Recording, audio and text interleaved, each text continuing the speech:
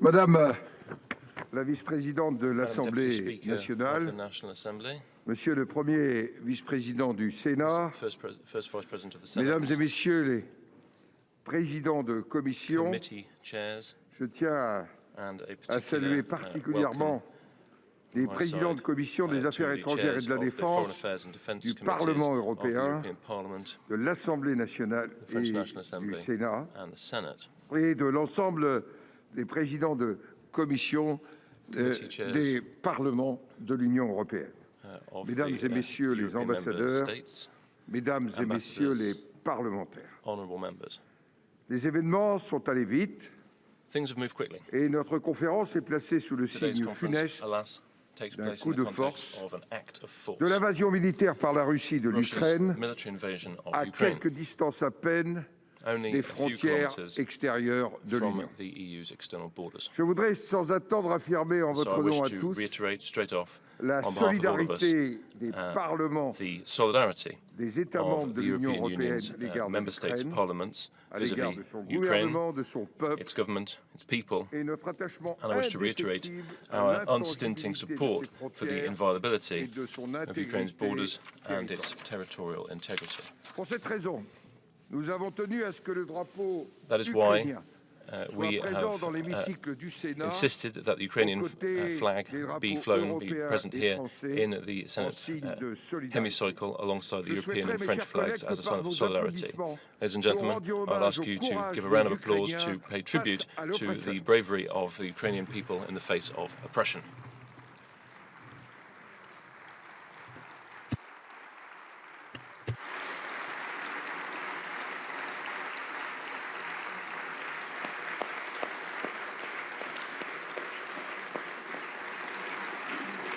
Merci. Thank you. Mes chers collègues, Mesdames et Messieurs, ladies and gentlemen, la survie de l'Ukraine est aujourd'hui en the jeu. survival of Ukraine Nous is avons de ce today fait at stake. For that reason, bouleversé we l'agenda de la have conférence upended completely today's conference agenda. avec nos collègues de l'Assemblée And so, nationale in coordination with the et avec nos collègues du National Assembly Parlement européen, and the European Parliament, nous avons décidé de we consacrer have une decided session to spéciale devote a à la special session situation en to Ukraine, the situation in Ukraine, au cours de laquelle nous entendrons during en which introduction we Monsieur will, l'ambassadeur we d'Ukraine will hear an introduction from the Ukrainian ambassador here in Paris. We wish that, we hope that at the end of that special session, we will be able to adopt by consensus, as I said last night, a formal declaration in the name of the Committees on Foreign Affairs and Defence of all the national parliaments of the European Union and of the European Parliament, demanding the unconditional withdrawal of Russian troops, calls for stronger, strengthening of the already unprecedented sanctions imposed on Russia, and which supplies rock-solid support, expresses rock-solid support for Ukraine by all appropriate means, because it's not just the security and the independence of the Ukraine which are at threat. Rather, the security of Europe is at stake in Ukraine, and war is on the doorstep. The European Union was built to promote and create peace within its borders and has been remarkably successful in so doing. But the EU must also be ready to respond to aggression, to combat threats of all sorts. In Belarus, a referendum is being held at this very moment by a regime whose legitimacy the EU does not recognise, which will pave the way to the deployment of nuclear weapons on our external borders. Svetlana Tikhanovskaya will speak later to explain to us to what extent Belarus is a mere pawn being used by the Russian Federation to encircle Ukraine and to threaten us. Let us not forget the events that took place in autumn 2021.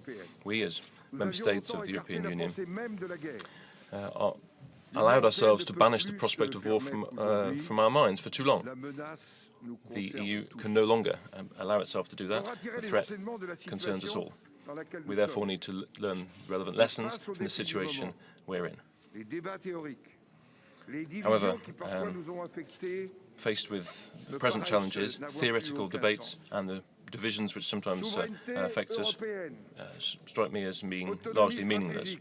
European sovereignty, strategic autonomy, European defence pillar. All these are all legitimate questions, but now the choice needs to be made, the pragmatic choice needs to be made in favour of effectiveness. First of all, concerning military capabilities. We must mobilise all our military capability. The NATO security umbrella offers the best security and deterrence guarantees in the immediate future, but we can strengthen that by stepping up the creation of genuine European solidarity when it comes to defence, joint military exercises, cooperation across the board, strategic partnerships in security and assistance between member states, and prioritising those located on the EU's external borders. That is how urgent things are. The second subject is defence investment. In the hybrid attacks, which are affecting a number of our member states already, combating disinformation, cybersecurity, controlling cyberspace are challenges where the playing field is not level and for which we are not adequately prepared. And so let's not delay in encouraging within the EU investments in defence. Let us not lessen or weaken investment in defence sectors via taxonomies or other means, and let us foresee quickly the creation of a preferential mechanism for security investments. This is the safest, most secure way to bolster the EU's industrial sovereignty and to take our security to the next level. Ladies and gentlemen, colleagues, the time for hesitation has passed. The EU strategic compass, the termination, the finalisation of which is meant to take place by the end of March, needs to be revised. Our parliaments have not been consulted enough during its drafting, and via today's conference we will make the parliamentary contribution to that strategic compass which it has lacked to date, which it still lacks. We will also need to ask ourselves the question of our energy independence within the EU. Honourable members, colleagues, circumstances have obliged us to familiarise ourselves once more with the history of the Peloponnese War by Thucydides. All those interested in contemporary geopolitics are obliged to be familiar with this work, and if I may cite from that work a quotation which remains relevant today: "It is in the nature of man to oppress those who give way and to respect those who stand firm." I wish that this interparliamentary conference not be simply one more conference, but that the outcomes lead to or help bolster the EU's resistance capabilities, not to impose our order on others, but simply to better anchor, better consolidate our influence, our name be better respected, and so that we may stand firm, that we may present a united front on Ukraine, on our values, freedom and democracy, because make no mistake, in Europe, democracies always must always have the last word. Thank you very much.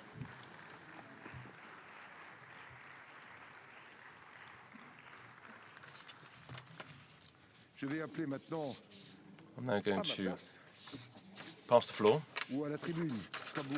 if you wish to take my seat, or if you wish to come to the podium perhaps. Laetitia Saint-Paul, who is the Deputy Speaker of the French National Assembly. Madam Deputy Speaker, the floor is yours.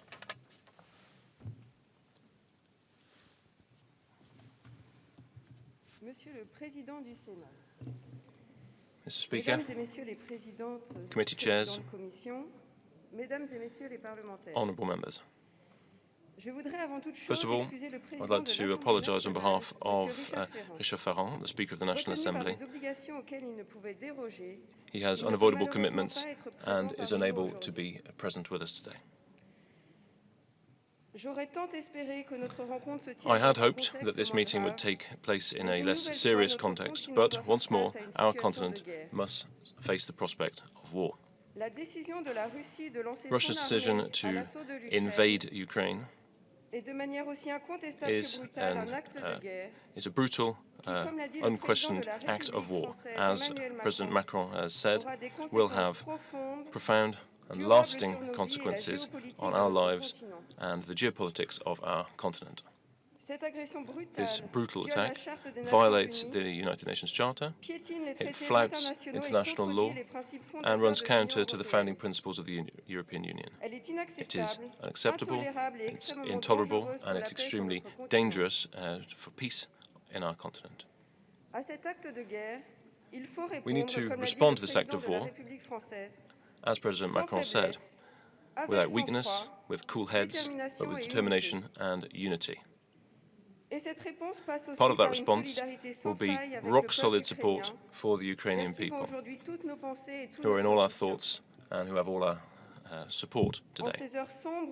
In these dark moments when history once more becomes tragedy, violence and suffering, Europe proves once more that it's the child of war as well as the child of peace. Europe was born from the ashes of World War II, which left Europe in ruins, divided and morally scarred. Europe was destined to peace, willed to peace by its founding fathers. It's destined to create peace within its borders, which have been pushed back unstintingly, but also outside of them by promoting unstintingly again the values without no lasting peace is possible. Upholding fundamental rights, democratic principles, multilateralism and the primacy of right over might. And of course, lastly, prosperity and progress which are shared between peoples on an equitable basis. Devoted to peace, dedicated to peace, Europe has learnt from the ravages of war throughout its history to create this peace. Yet it is now faced with a ring of fire, far from the circle of friends that it hoped would arise in its immediate backyard and beyond. The crises making up this ring of fire are ones you're familiar with. There are many of them. They are far or near, they're global or local in nature, or they are political, economic, environmental in nature. They concern energy, health. They involve state and non-state actors, or indeed non-human actors, such as coronavirus. For all their differences, these crises have one thing in common. Each of them is a challenge to the European Union, to peace and to all those values which are the EU's values and the values of the peoples and states making up the EU. These are challenges Europe has taken up and has been unstinting in its efforts to solve. It has taken up the cause of the young Ukrainian democracy, a country with which we now have an association agreement for Ukraine. The European Union has sent a civilian mission to help it in making reforms, provided huge financial support not just to the government but also to the civilian populations of the Donbas. It has applied sanctions against Russia after Russia annexed part of the Ukrainian territory and fomented unrest in another. A number of, therefore, strong actions have been made to support the Minsk peace agreements. In the Sahel, the European Union has supported member states' actions, including those of France, to initiate a number of military and civilian missions, plus significant development aid in order to support states in that region develop and better combat the jihadist threat. On the high seas, as I reiterated at the One Ocean Summit, the European Union has been there and stepped up to guarantee protection and security on the high seas. Operations Atalanta, Irini, Sharp Vigilance and Agenor have demonstrated this, as has our coordinated maritime presence in the Gulf of Guinea, which will be supplemented perhaps by common deployments in the Indo-Pacific area. In terms of more general challenge, the EU has been effective and shown solidarity both within and out with its borders. Against coronavirus, it pooled vaccine orders for member states and has shared over 400 million doses via the COVAX mechanism. Our ambitions are equally far-reaching when it comes to combating climate change, with a Green Deal which aims to make Europe carbon neutral by 2050. Now, of course, these crises are far from being solved. Ukraine, as I mentioned a few minutes ago, reminds us that a crisis that we thought was a frozen conflict can in a few days once more flare up, representing a major threat for our continent and equilibrium in the world. Some people might see Europe as being powerless in this context. I do not. These crises could have divided us, but on the other hand, indeed have brought us closer together. Rather than weakening Europe, they have strengthened it. In the war currently affecting Ukraine, which is a huge challenge in our time, a challenge thrown down to our principles of freedom, sovereignty and democracy, I have no doubt that the EU's member states will be able to prevent a united front to uphold their principles and, with their allies, find responses which are adequate to the level of aggression that Russia has made itself guilty of. Lastly, I believe profoundly that without the EU's intervention, without the actions of EU member states, for all their limitations, the situation would have been a lot worse, whether in Ukraine, into the Sahel, or anywhere else. Over the last 5 years, a number of initiatives have been made, which seemed impossible for a long time. I'm thinking here, of course, of PESC, created by the Lisbon Treaty and finally launched on the 11th of December 2017, 10 years later. I'm also thinking about the EI2 initiative, intervention initiative, launched in 2018 an initiative of President Macron in order to develop our common strategic culture, strengthen our strategic autonomy, and in particular continuously increase our capability to act together across the board, of interventions, whatever their scope or framework. I'm also thinking of the European Defense Fund, which for the first time in the EU's history has enabled capacity building projects to be funded. I'm also thinking of the European Peace Facility, which will allow us to fund together military capabilities to benefit third countries. All of these initiatives and many others have given Europe of defence a concrete reality and instruments to act on the international scene. But we still need a framework and a deadline. And these are the aim and the ambition of the strategic compass. I mentioned the current crises, but let us not fool ourselves. Other crises will come, and perhaps even more severe crises. They will take place in new spaces, outer space, cyberspace, the Arctic, or underseas. They will involve new weapons, hypersonic missiles or lasers, for instance, and new players, like private security companies. We're already seeing the premises of these new crises in Asia and Africa as the ghosts of the past are reappearing at the east of our continent. In the face of these future crises, the white paper, which must be our strategic compass, is an essential response. Europe needs a shared analysis of the crises, of the threats that it must face, to define strategic priorities and strengthen its industrial and operational capacities. Above all, we must give coherence to the initiatives I mentioned and those to come. One of these future initiatives is particularly important in my view. That is the European Rapid Deployment Capacity.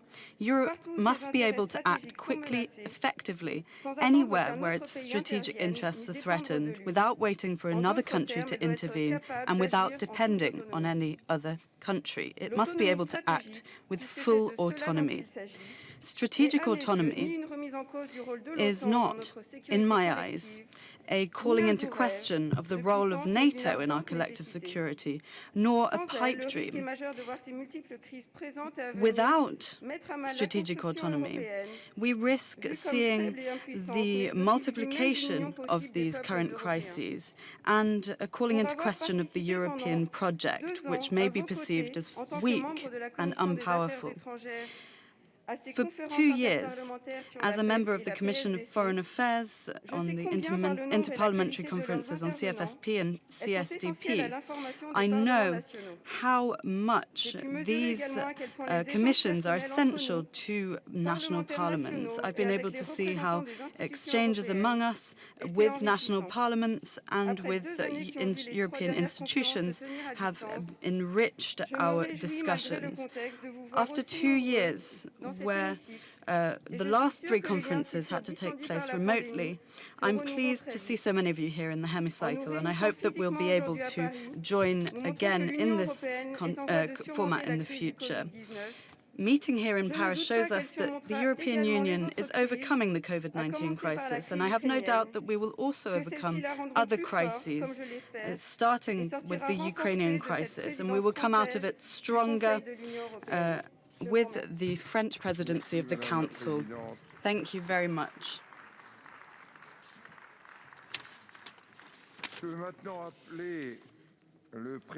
Thank you very much. I'll now call the chair of the Senate Foreign Affairs, Defense and Armed Forces Committee, Mr. Christian Cambon.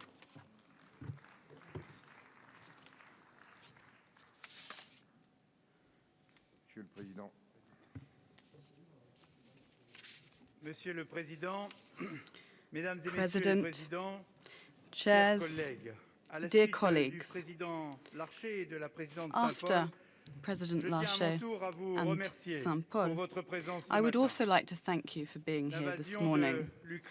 The invasion of Ukraine by Russia in the night of Wednesday has affected all of us, whether directly or indirectly. And I wish to thank each and every one of you for coming here despite this today. In these worrying circumstances, we must take this opportunity to reaffirm our unity and our attachment to our shared values. The events are taking place just a few hours away by flight from here. And they do not only affect a handful of people, they affect the European security architecture as a whole, and therefore they concern all European citizens. By helping Ukraine to defend itself, we are defending ourselves as well. It's essential that the citizens we're representing are involved in the decisions to come. Fora such as the meeting of today offer an opportunity to join forces and to hear the voices of our electorate, who must feel fully involved in decisions relating to the current crisis. Although the circumstances that bring us together today are tragic, I hope that we can rise up to the challenge, sending a message within Europe and beyond its borders of common determination and solidarity. In order to take into account these exceptional circumstances, we have adapted and adjusted the agenda of today's meeting. And I would like to thank all of those who will be speaking at this conference for their patience and for their commitment to taking part in today's discussions, despite their many other commitments. In order to address the needs of today's circumstances with our partners of the European Parliament and the Troika, we've decided to start with a special session on Ukraine. This will allow the conference to adopt a statement, a consensus statement, to show our determination in the face of the circumstances in Ukraine. A message of determination and firmness is essential to show our adversaries that the parliaments in Europe have no illusions as to the severity of this crisis. We must address what's happening on European soil. For today and tomorrow, we must bear in mind that peace should never be taken for granted. And that is why, as representatives of the European people, we must instill this spirit of defense and resilience among our populations. This will involve budgetary choices, for example. For too long, defense budgets have been sacrificed in our respective countries. We must open our eyes to the brutality of the world around us and act accordingly. Members of the Troika and of the European Parliament wished to have an opportunity to exchange and to discuss during this conference so that each delegation can express their position. That is why after the intervention of the Ambassador of Ukraine, which will be a moving and important intervention, each delegation, if they wish to do so, will be given the opportunity to express themselves on this crisis, although this will take place within a limited amount of time due to the number of delegations present. Expressing oneself freely, living freely, these are the aspirations of the Ukrainian people. And this is what Mr. Putin cannot stand. It's the heritage of the Enlightenment that Putin wishes to break, using weapons against this proud population.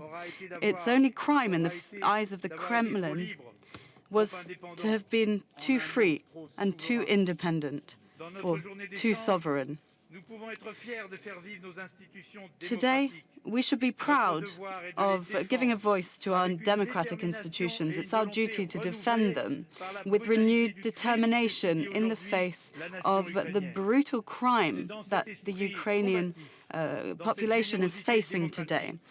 In this spirit of democracy, I invite you to conduct our work, and I wish you a very fruitful discussions. Thank you very much. Thank you very much, Chair, and I'd like to thank you once again for taking part in organizing this conference. I'll now call the Chair of the National Assembly Foreign Affairs Committee, Mr. Jean-Louis Bourlange. Monsieur le Président et chers collègues, je vous cède la parole. You have the floor. Monsieur le Président, Mesdames et Messieurs, President, les présidents de commission, Commission chairs, dear colleagues, amis militants, friends, européens, d'une Europe meurtrie defenders et d'une Europe of unie. a scarred but united Europe, Faire de cette journée quelque chose we must d'essentiel take this opportunity to provide an essential response from our European continent in the face of this aggression. We must support our friend, our dear martyr friend, Ukraine. As the previous speakers have highlighted, we must take this opportunity to lay the foundations of a more active, a more determined Europe, which is better able to address the challenges it faces. As the song goes, the world has changed its foundations this week. Everything that we took for granted since the end of the Cold War has been called into question. First of all, values. President Putin has trampled all over our values. The rule of law, democracy, and the most precious of all, freedom. Russia's behavior has shown that it does not respect any international commitments. All of the commitments that were taken have been thrown aside. Russia has disregarded the promises that were made to its people and to the world. This is the situation we must face. When will it come to an end?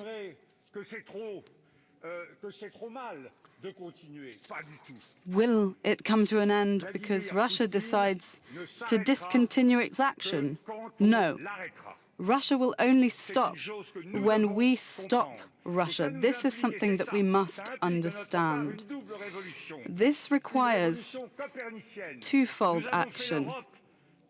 Copernican action, first of all. We created Europe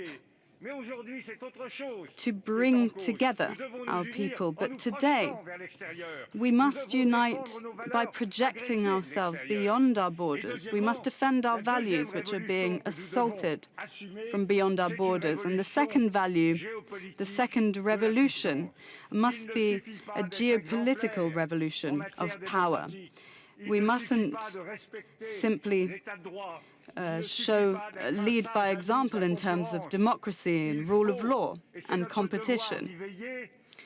It's our duty to ensure that law is strong and upheld.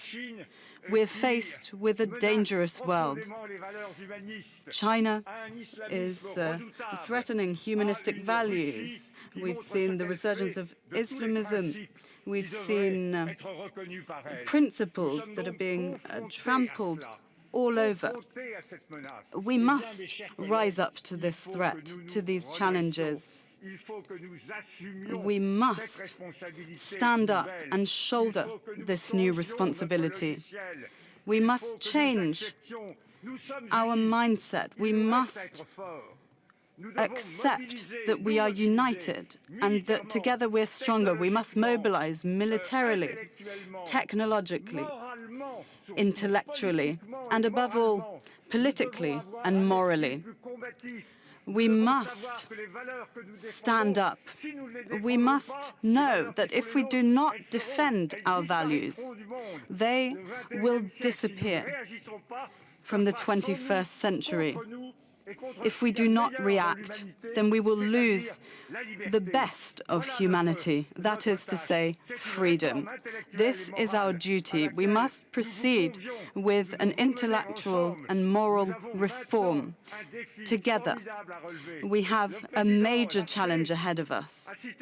President Larcher quoted Thucydides, the great Greek thinker, and I would also like to quote him. He stated that there is no happiness without freedom, and no freedom without courage. Let's be courageous. Thank you.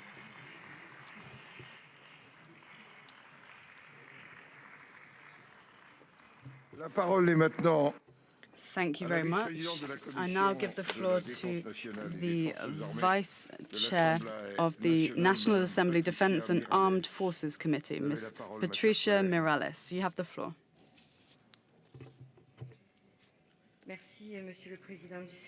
Thank you very much, President, Vice Chair, Chairs of the Commissions, dear colleagues. First of all, I'd like to excuse Françoise Dumas, the Chair, who unfortunately could not make it today. We're cruelly reminded of the tragic circumstances we're facing in today's world. Since yesterday, war has returned to Europe. We have to react. If we want to resolve disputes through negotiation rather than war, Europe must give itself the means to be listened to. In order to achieve this, the coherence and strategic autonomy of the European Union are more than ever necessary. Today's world is more dangerous than yesterday's world. This is clear. Multilateralism and security architecture within Europe have been definitively shaken because ambitions at regional and national level are affirmed more than ever, and many wish to adopt a revisionist view of Europe. Ukraine is one of the major victims of this approach. We're seeing a cyberspace, underseas action. In all of these fields, Europe is lagging behind. Since 2021, Europe is faced with increasingly complex challenges, with the precipitated evacuation of Kabul and the violation of Russia of the territorial integrity of Eastern Europe. No narrative must make us forget this aggression against the sovereignty of a state using war. We know that in this context, NATO plays an essential role in preserving peace in Europe, and it has been doing so successfully since 1949. However, let us not confuse Euro-Atlantic security with the security challenges of the European Union. 40% of members of the European Union and NATO are not members of both organizations. 1/4 of members of the European Union have not joined NATO, whereas their strategic position from the Atlantic to the Mediterranean, from Northern Europe to Eastern Europe, gives them a major role in European security issues. Security must be, or rather NATO must be modernized. However, it cannot replace European action in terms of security and defense, because the European Union has its own interests. It is a community of fate. It is not just an open market. If we do not wish to be subjected to the desires of our neighbors, there is no other path forward than that stated by President Macron: a cooperative Europe, a shift to a fully sovereign Europe beyond its borders that is the master of its fate. Although we must avoid duplication, we must not engage in artificial distinction between NATO and the European defense. Mr. Biden mentioned this previously. We must act to contribute to European security, and this can be complementary to NATO. So yes, building a European defense community is difficult, and we've seen accelerations over the past few years. But yes, the process is slow. But how could we act otherwise, given the history of European states, the difference of their diplomatic approaches and their military capability? We're in the middle of the water, and we need to take things further. Even though the circumstances invite us to move more quickly, our efforts should be focused on a shared vision, threats, and also means of resolving these. That will be the strategic compass. But they should also concern the deepening of other aspects, and I note three of these. First of all, convergence of operational cultures of member states, speeding up cooperation, just like we did in Takuba in the Sahel, and then the consolidation of cooperation in terms of capacity and the industrial and technological basis of European defense. We also should organize key programs such as PESC program, or the system of air combat for the future. So this should be accompanied by reflections and buying as many European goods as possible. So this is why I am happy to see that Croatia has made the choice of the Eurodrone, amongst other things. And finally, we should also overcome the challenge of standards. We should put the legal excellence of the European Union at the service of our defense, and this should be true for the funding of the defense industry. It should also be true so that European law be at the service of the resilience of our armed forces. But we should not restrict our militaries. Future generations are watching us, and I'm quite convinced that they will recognize the affirmation that we are indeed in the process of building a powerful Europe. Thank you.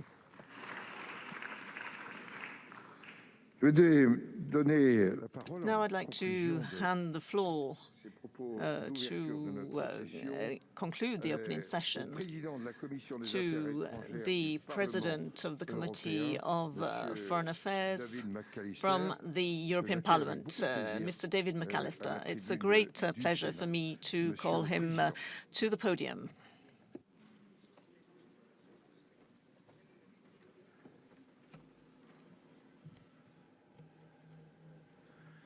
Monsieur le Président, Mesdames et Messieurs, chers collègues, bonjour, je parle en anglais. Dobar dan. For the 20th time, the Interparliamentary Conference. Ova međuparlamentarna konferencija o ZVSP-u ZSOP-u kao i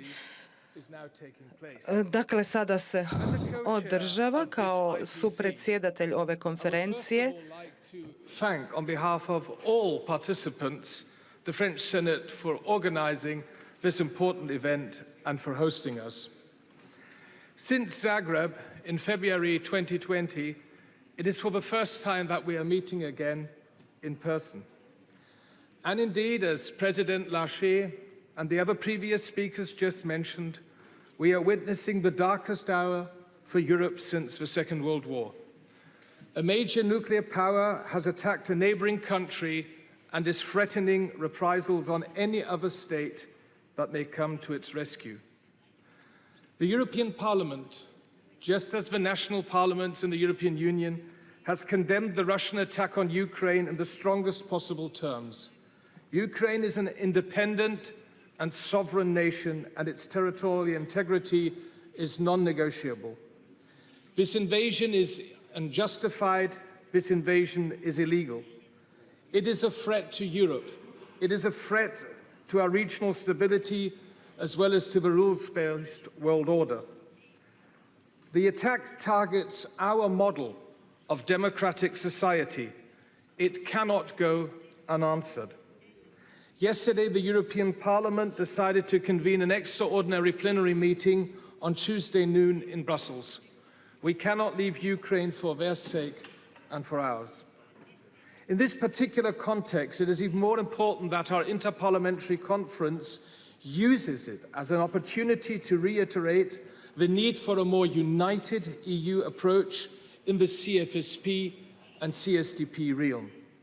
These elements were also at heart of the annual debate on the implementation of the common foreign and security policy and the common and security defense policy that took place last week during our plenary session in Strasbourg with the High Representative Vice President Josep Borrell. I would just briefly like to summarize the elements and refer to 5 points.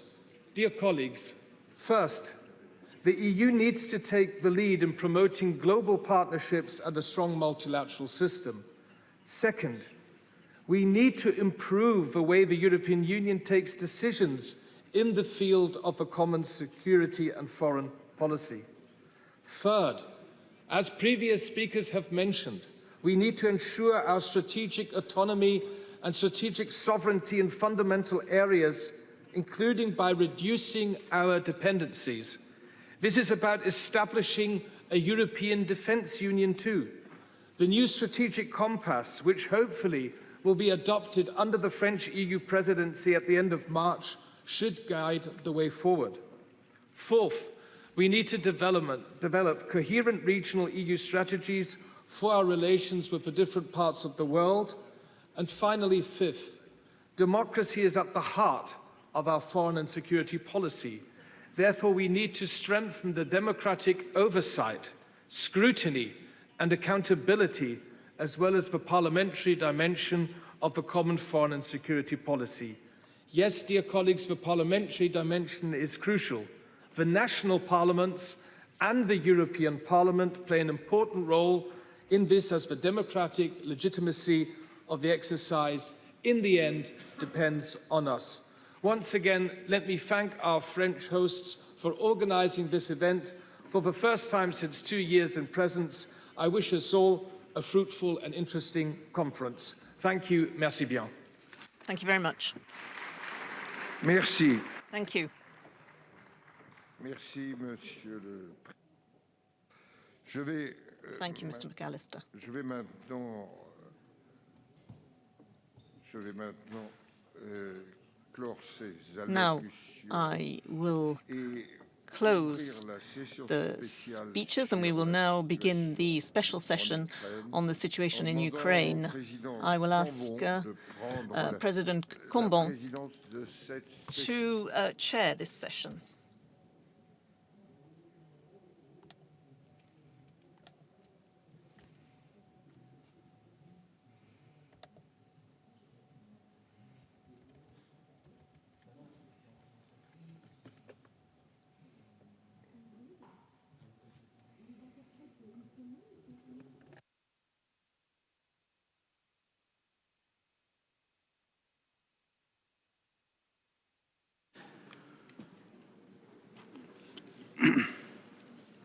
Mes chers collègues, Dear colleagues, profitant de l'honneur let's éphémère take de the siéger à opportunity cette place of tout à fait honorable, occupying je vous this propose d'ouvrir very notre special session place. And so I suggest spéciale that we get on with our dédiée special à session, la which is situation devoted to the en situation in Et donc, Ukraine. pour ouvrir cette Now, session, to begin this session, j'appelle à la tribune I Monsieur call to the Vadim podium Mr. Omelchenko, Vadim ambassadeur d'Ukraine en Omelchenko, France, ambassador que to je the remercie en Ukraine in votre nom France, très and I'd like to chaleureusement thank him de very nous warmly avoir on fait your l'amitié behalf d'intervenir for pour nous intervening apporter un and témoignage for qui, je providing pense, us touchera with chacune et an chacun. account which I'm sure will be Monsieur of great l'ambassadeur, interest to everyone. Ambassador.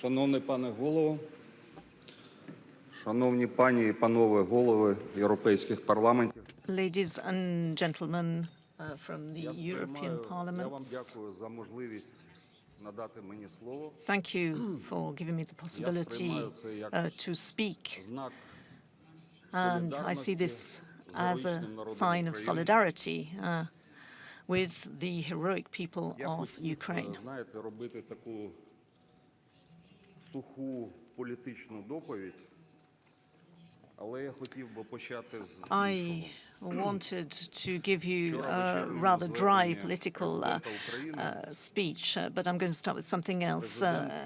Yesterday, the Ukrainian president announced на острові Зміїний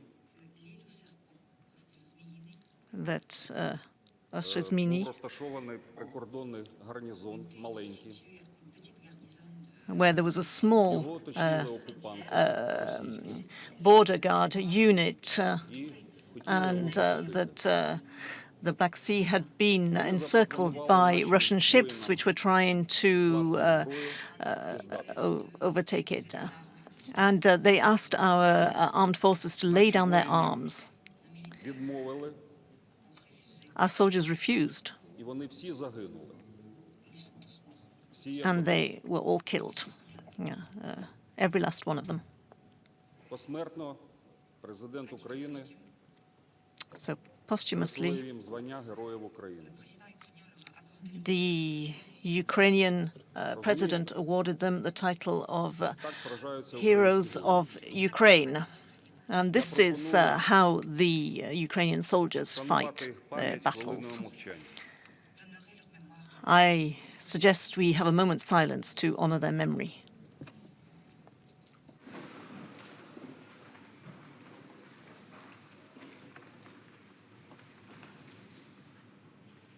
Дуже дякую вам. від імені народу України. Thank you on behalf of the Ukrainian people. Ще декілька штрихів. Україна Some more захищається. information. Вчора Ukraine потужний is наступ defending itself. російської Yesterday, the регулярної massive армії, наприклад, attack by the Russian regular army зупинено частинами in the city of Suma, which is in the north of the country. This was stopped by civilian forces who had taken up arms, and they managed to stop the Russian army in their tracks. And Khark, which is another city, метрополітені. the inhabitants of Khark slept in the metro in order to hide from the bombardment. Fighting is continuing around the airport of Ostom. This is a strategic site near to Kiev, and it's the aerodrome of the Antonov factory where the flightway has been adapted to take on to host a huge plane. And the objective of the Russians was to take over this aerodrome and to use it as a military base to land their special forces. And then, on the orders of the Ukrainian president, the Russian military who had taken over the airport were destroyed. And once again, they're trying to take over this area. They want to use this base, which is 10 kilometers from Kiev, and Kiev is completely surrounded, but our army is fighting.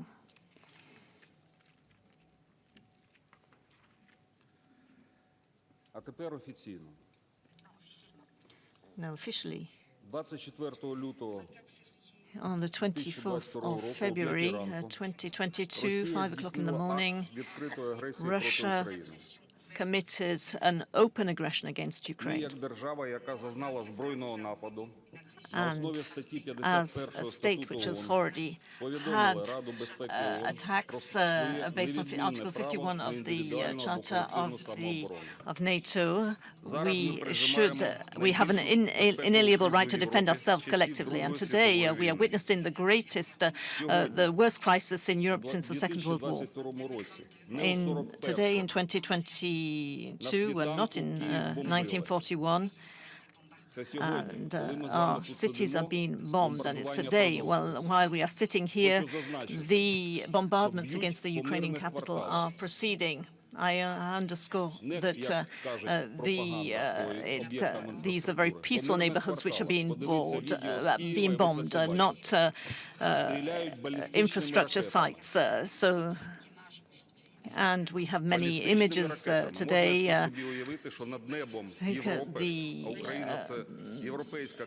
Can we imagine that in the skies of Europe and over Ukraine, and Ukraine is indeed a European country, that there are ballistic missiles being fired? And in the same way, in 1941, at 5 o'clock in the morning, Kiev was bombed by the German army. And it's not a secret for anybody. The Russian leaders are copying Adolf Hitler. This crisis was created, and it has been escalated by one single party, by the Russian Federation. The accusations against Ukraine made by Russia are absurd.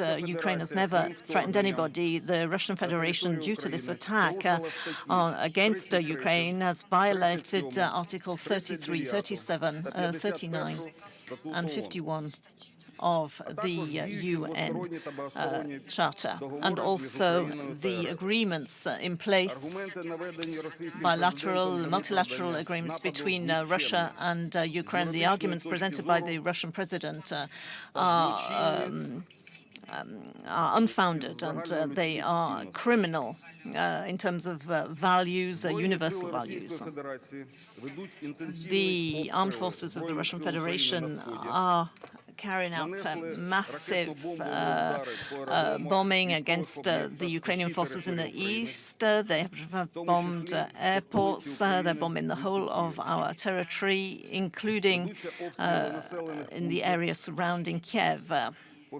Shooting continues in different areas across all the country.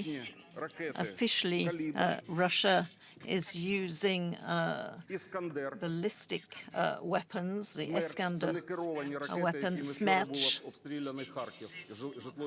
These are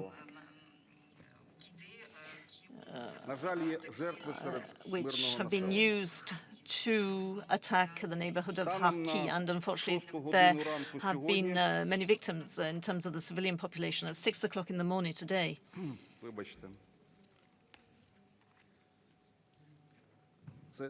Це дані на 3 годину ночі. So this is information that pertains to the 3 o'clock in the morning. In terms of losses on the Russian side, 800 soldiers have been killed, but this is just the beginning. 7 Russian planes have been shot down. 6 Russian helicopters have been shot down. We've destroyed 30 tanks. 130 armed tanks, and this is in just in one day. And in many cases, these were territorial defenses that did this. So these losses that I mentioned show you the scale of the attack and the forces that have been mobilized to invade our country. And today, as I've already mentioned, the morning started around Kiev at 4 o'clock in the morning with shooting and bombardments. But the anti-air system is resisting, and it is bringing down these and destroying these weapons. So today we have seen the activity of helicopters in Vilkovas. So this is on the border with Moldova. So in order to carry out these attacks, Russia is also using equipment from Belarus, a neighbor, and many of these armored tanks came into Ukraine through Belarus. So Russia is using this country as a base for its attack against Ukraine. It is also using the Transnistria, which has not been recognized by the international community for attack purposes. And currently the Ukrainian forces are fighting around Iman. So just to explain, this is 5 kilometers from Brest.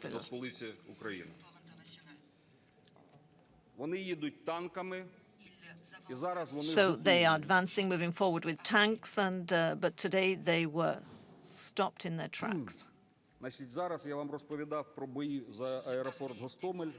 I mentioned the fight around the airport in Ostom, which is a strategic airport, and once again they're trying to take this airport. So the lives of 40 million Ukrainians are now under threat. 600 square kilometers of the European continent, which lived under the principles of human rights and peaceful development, are under threat.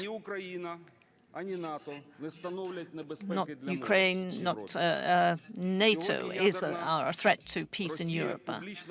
And today, Russia, the nuclear Russia, aims to destroy the Ukrainian state. But I would like to draw your attention to the fact that there is another aim. Russian leaders have created their own world, their own religion. And in that particular world, there is no Europe. Europe is weak. And their aim is to definitively divide Europe. In their distorted vision of the world, America is also a weak country. In terms of their vision, Ukraine is said to be attacking Russia, poor Russia who can't defend itself, and they believe in this. And in their imaginations, they believe that Navalny poisoned himself. І ми сприймаємо цю загрозу як загрозу всьому світові. В своїй в лапках історичній промові, яку багато з вас чули, впевнений, йшлося не про що інше, як про оголошення нової світової війни. Російська Федерація загрожує свободі і демократії в цілому світі. І це універсальна загроза.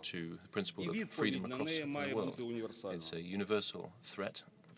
Я вас дуже прошу, одна з складових цієї війни, ця війна в тому числі гібридна, і дуже важлива складова цієї війни – інформаційна.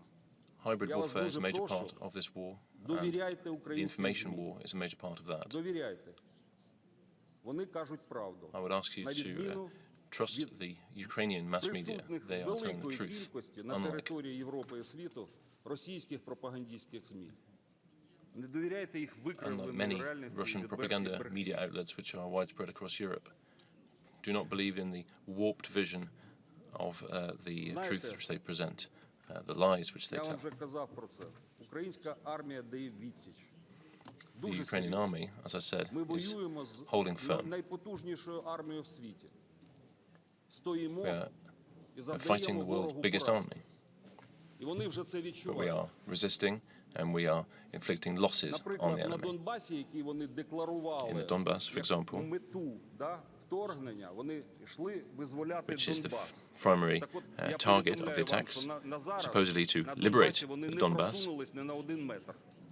Це я вам кажу and yet they've відповідально. not made an inch of progress in the Donbass today. Харківський напрямок, він близько до Росії, In the direction of дуже Kharkiv, складно, which дуже is складно, але close to ми the Russian тримаємо border. оборону. The situation is difficult, it's challenging, but we are holding firm to our Найбільш line of проблемна defense. ситуація сьогодні на півдні країни. Наші The війська most ведуть difficult запеклий situation for бій us is in передмісті the Херсона. south part of our country. Ворог тисне з Our armed окупованого forces Криму і are намагається fighting hard around просунутися в бік Kherson, Маріуполя, щоб відрізати near Україну occupied від Crimea. моря. The Russian army is trying to advance on Mariupol and cut Ukraine off from the sea. Вжити всіх заходів We call on політичного і практичного характеру для того, щоб all states негайно зупинити and агресію. governments to do everything they can to take all necessary measures З to stop конкретними діями this act of aggression. рівноцінно участі у злочині і мають ціну людського життя. Знаєте, про що я вам хотів сказати? Я не знаю, як Wait and see is to render oneself complicit in this crime. Росії в цій війні.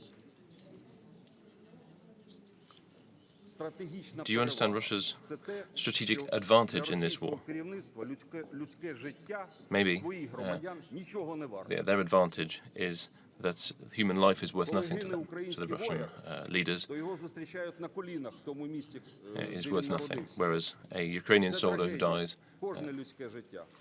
А для російського життя тисячі життів нічого не варто. it's a tragedy for his Але community. в цьому їх стратегічна перевага, що вони Every можуть life покласти is worth війну. something. Every life lost is a tragedy for us, whereas for the Russians, Мовчання суспільства. thousands, millions of lives can be lost at no human cost in their Ще view. одна важна заява. Society is silent on the Ми matter. не просимо So the key statement we want to make is as у вас follows: солдатів. we're not asking for soldiers. Ми абсолютно впевнені і готові, і усвідомлюємо, що ми самі We know and we are одні aware протистоїмо that цій we are загрозі alone і цьому ворогу. Ми не просимо у вас in солдатів, standing up to this threat, this але enemy. є We're потреба not asking воюючої for армії. soldiers Нам with boots on the потрібно ground, пальне. Я вас but our прошу, щоб ви, armed forces has користуючись needs. нагодою, може передасте своїм We need урядам fuel. Maybe that message could be пальне passed для to військової your техніки. national Нам governments. потрібні елементи для виготовлення штучної We need крові, fuel for military vehicles. We need для виробництва крові, material. We need а також просив би we вас need blood plasma and platelets, вашим урядам наші blood вимоги. donations. and I would ask you to pass these needs on to your national governments. We also ask you to come out firmly in favour of and in support of Ukraine and to condemn in the strongest terms the actions of the Russian Federation. Excuse me for speaking in these terms, but in this very second, ballistic missiles are raining down on the Ukrainian capital. Is this not an act of terrorism? An economic embargo should be placed on Russia. Europe, finally, needs to escape its energy dependency on Russia. This is a key point. It is important not to depend on a country which is minded the way Russia is minded. Тому що вони спотворюють не тільки інформацію, вони впливають на ваше суспільство, на думки ваших людей. Вони їх зомбують, так само як зомбують власне населення. To ban and block Russian television channels in your countries. Not only do they distort information, they exert a negative influence over your fellow citizens. Of course, freezing the assets and the bank accounts of Russian oligarchs and businessmen close to Russian power and their families, those interests should also be frozen and banished from your countries as soon as possible. We consider the moment has come to expel the Russian ambassadors from your countries, to provide Ukraine with all the defense resources and other aid that it needs. To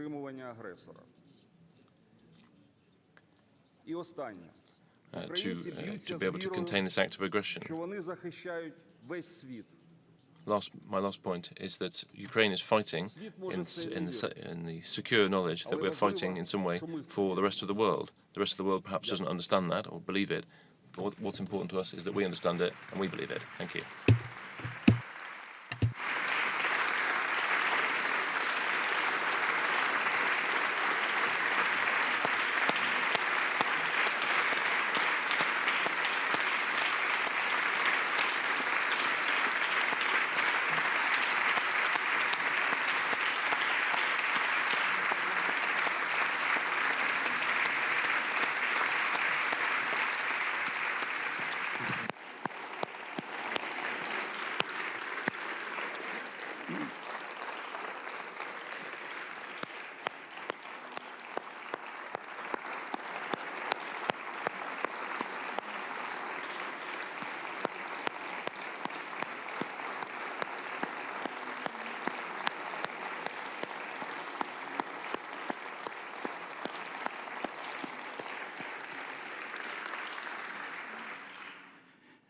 Merci, Monsieur l'Ambassadeur. Thank you, Ambassador, pour votre témoignage à la fois for that personal statement, d'émotion which was an emotional one and a very valuable one in terms of the most recent updated information you provided us with.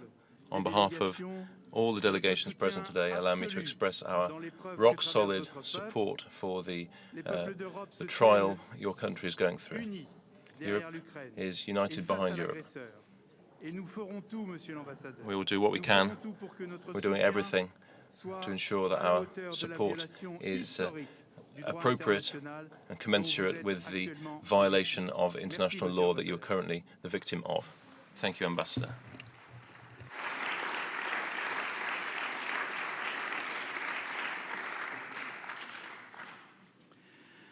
Chers collègues, Colleagues, in order that all the delegations can be involved in this message of solidarity, of unity, the European Troika have chosen to present to today's conference a draft declaration, a copy of which you will have received this morning. Of course, before adopting this draft by consensus, we wanted, of course, to give each delegation the opportunity, if they so wish, to express their viewpoint on it. The floor is therefore open. It will be given to those delegations who've asked to speak. Many delegations have asked for the floor. I'll therefore ask you to be as brief, as concise as possible, and not to speak for more than 3 minutes per delegation. We have a stopwatch. here to try and oversee and control speaking time.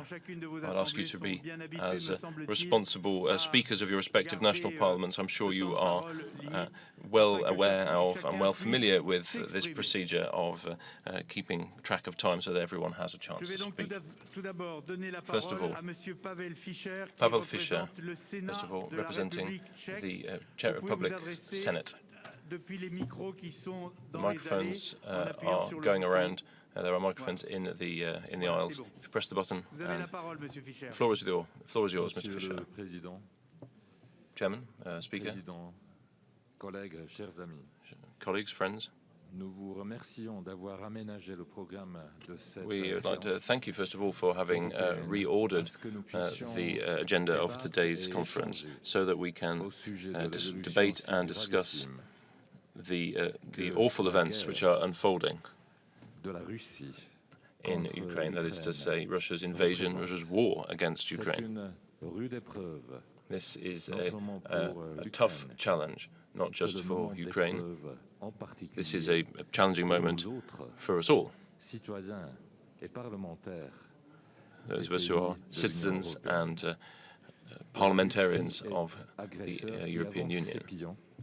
Russia, as an aggressor, is pushing forward its pawns, not just in terms of war machines on land and at sea. It also has its pawns, which is bringing into play in the field of information. We can all recall, I think, the recent events in Belarus, where Belarusian journalists walked off television sets because they could no longer tolerate Lukashenko's regime, and they were replaced by Russian journalists. We are in a game where each party is trying to influence events, not just in Belarus. There is I could cite a much longer list of countries where this is afoot. Moldova is another country we should mention. I'm glad to have our colleagues from Romania with us, who I'm sure will speak at greater length about that, because the front is moving forward, and the fate of those countries who are closest to the front will one day end up being our fate. What should the European Union do? We've talked a lot about sanctions, and for too long we have argued about what should be the moment to trigger sanctions. It should be invasion, but too late we worked out that invasion was already underway. This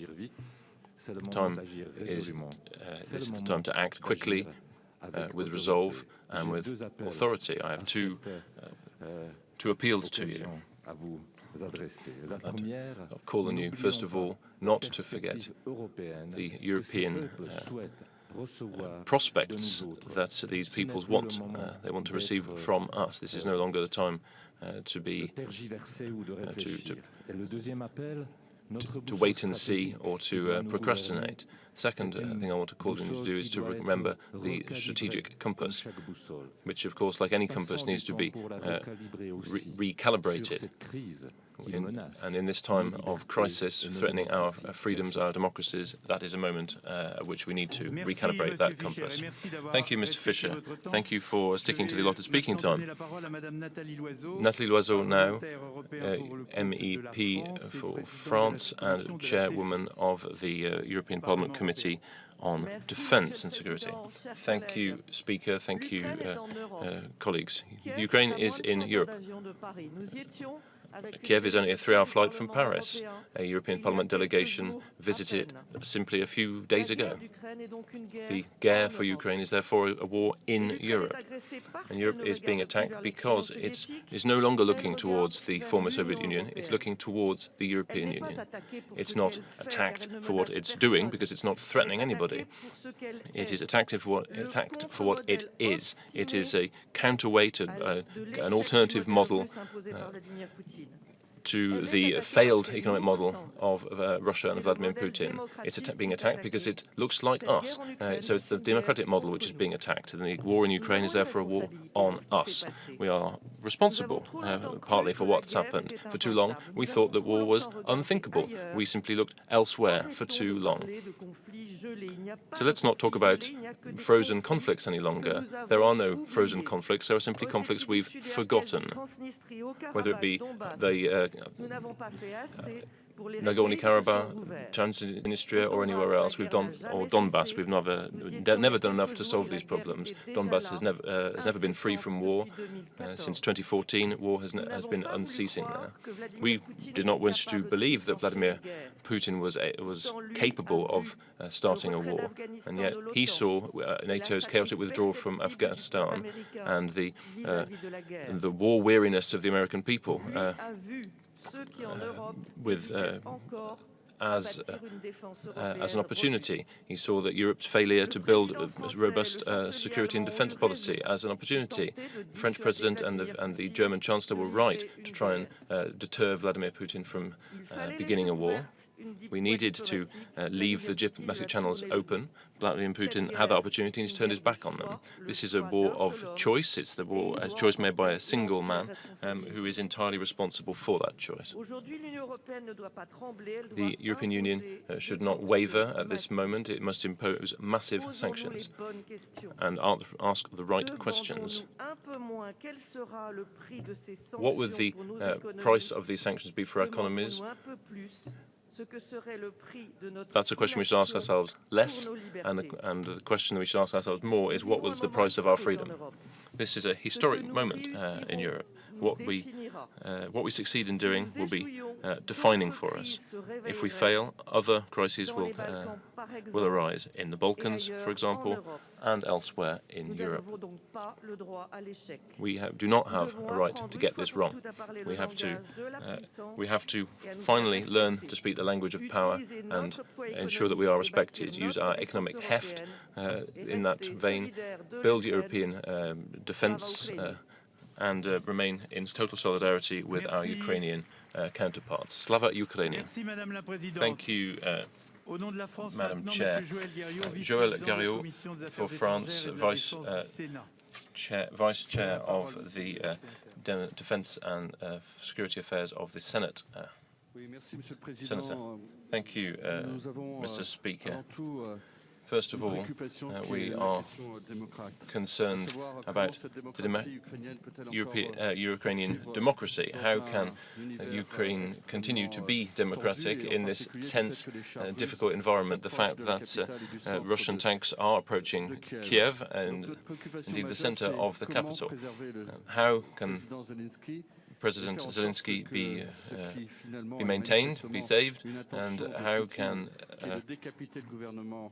he be saved from Putin's intention to simply decapitate, literally, the Ukrainian government? We, as parliamentarians, are asking ourselves these questions. How can we act to ensure that Ukrainian democracy can endure in this particularly difficult set of circumstances, which demonstrate to us to what extent we were unprepared. Many of us, I'm no exception, thought it simply wasn't possible that Russia would go so far. The veil has fallen from our eyes. Our response needs to be rapid and effective. Thank you. Thank you very much, Senator. I now give the floor to Madam Ana Botella Gomez on behalf of Spain, representatives of the Congress of Deputies.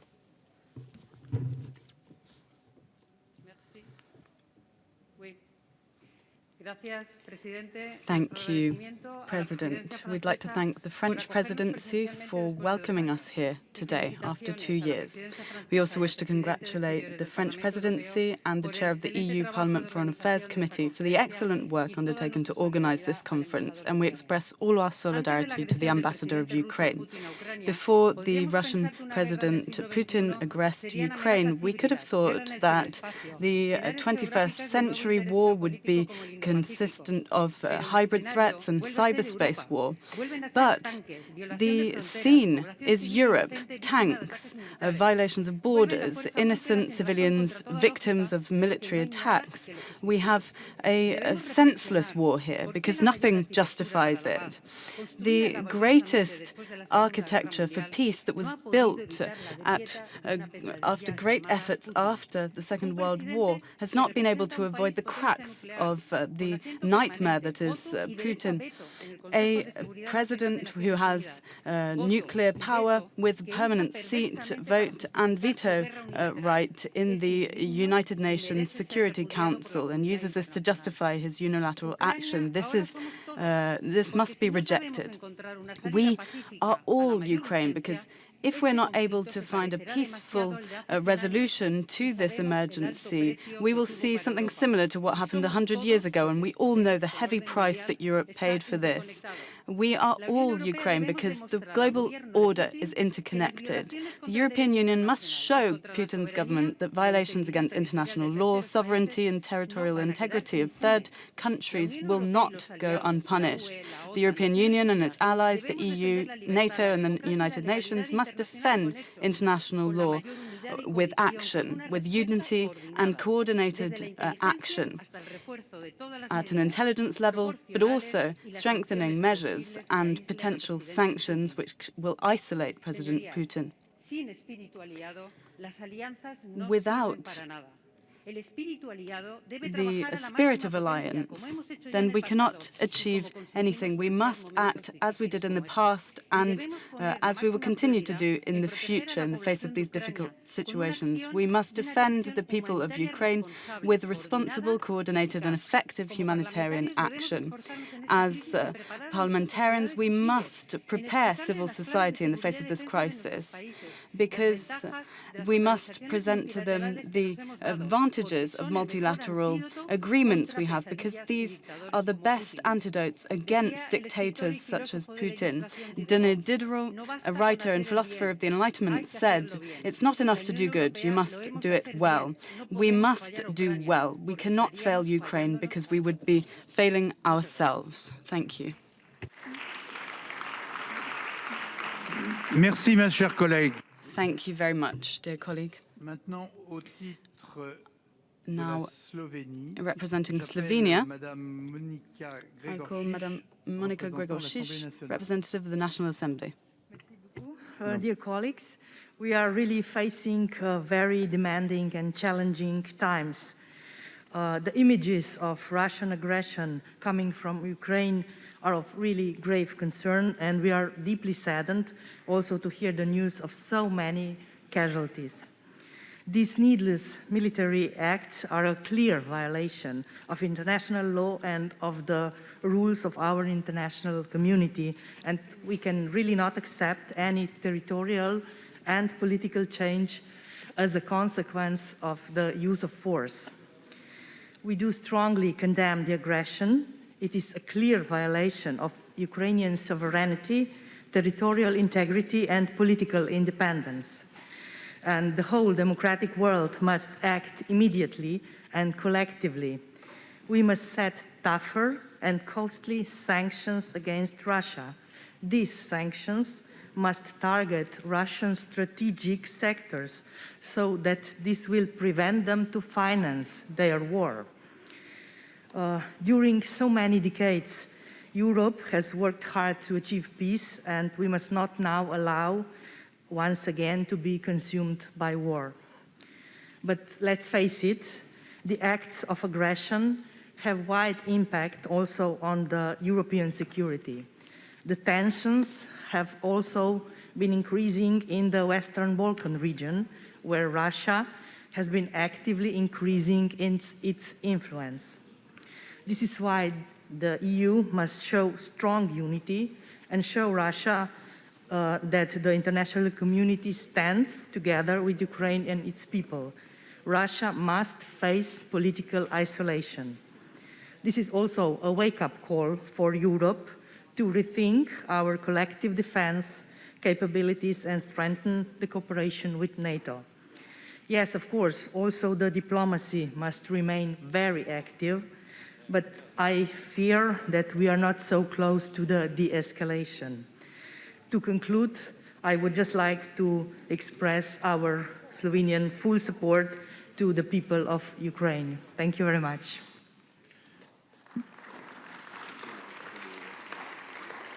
Merci, ma chère collègue. Thank you, dear colleague. On behalf of Italy, I give the floor to Madame Roberta Pinotti, President of the Defense Commission at the Italian Senate.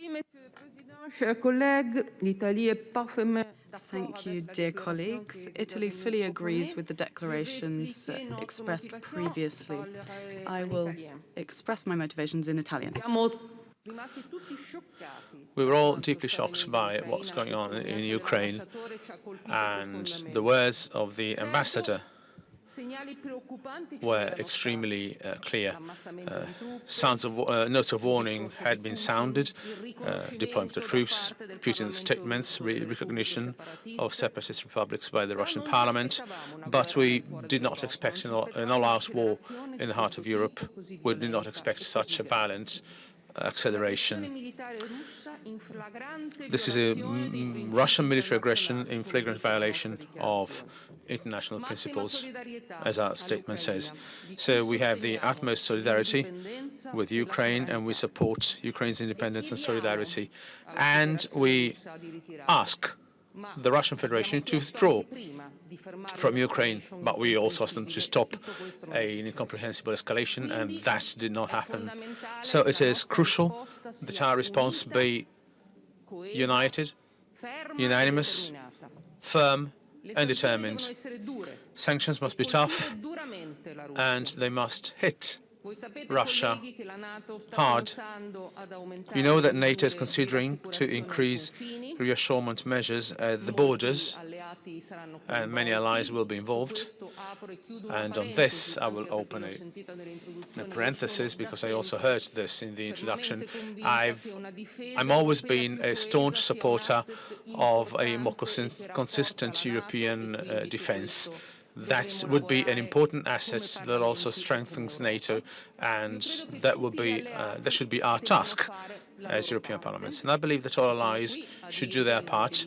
And I'm here to say, on behalf of Italy, that Italy is ready to do whatever will be necessary and whatever will be agreed with the allies.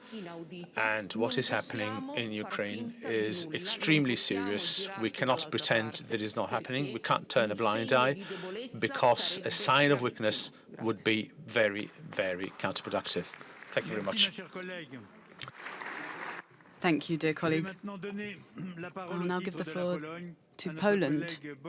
Our colleague Bogdan Klisz, who is chair of the Foreign Affairs and Europe Commission. You have the floor.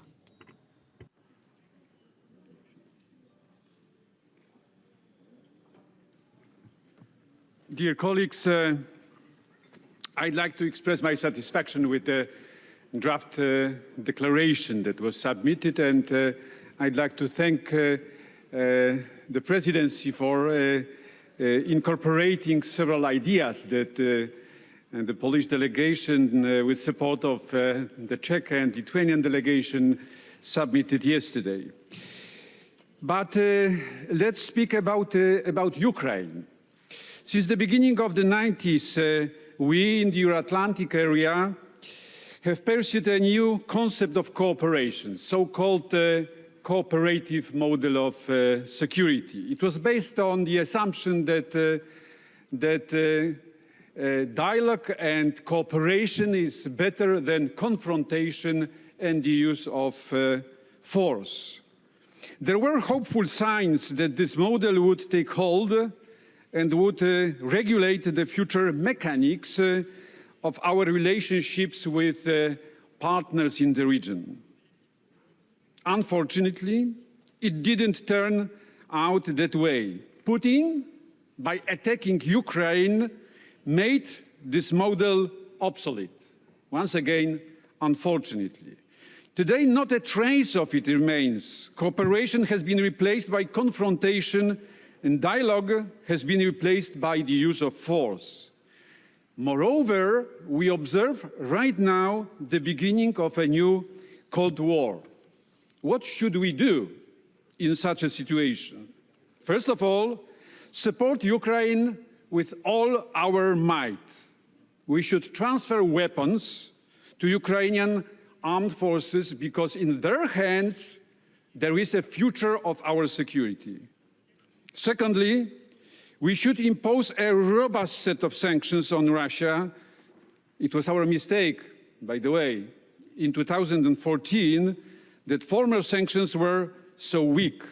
Today should consist of severe political, trade, and economic, as well as financial sanctions, including cutting Russia off from the SWIFT system of payments.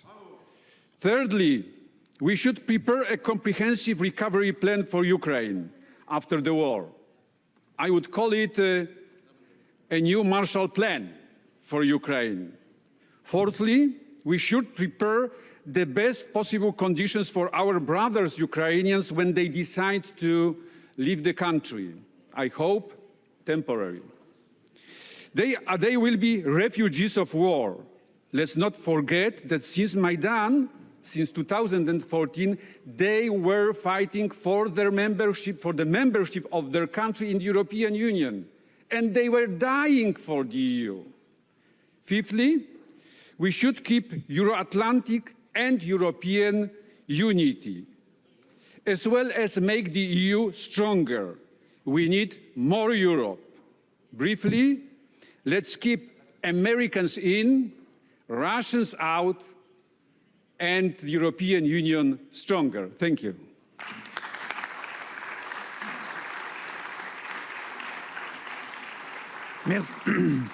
Merci, mon cher collègue. Thank you very much, dear colleague. On behalf of Sweden, I now call Mr. Pal Johnson, Chair of the Defense Commission of the Riksdag. Thank you very much, Mr. Chair. Let me first, on behalf of the Swedish delegation, express that in this dark hour of Europe, that we, of course, in the strongest term, condemn Russia's invasion of Ukraine. It should be met by a united and robust response in solidarity with Ukraine. And the EU should do all in its power, both to alleviate all the human suffering that we're seeing going on right now in Ukraine and support also Ukraine's security.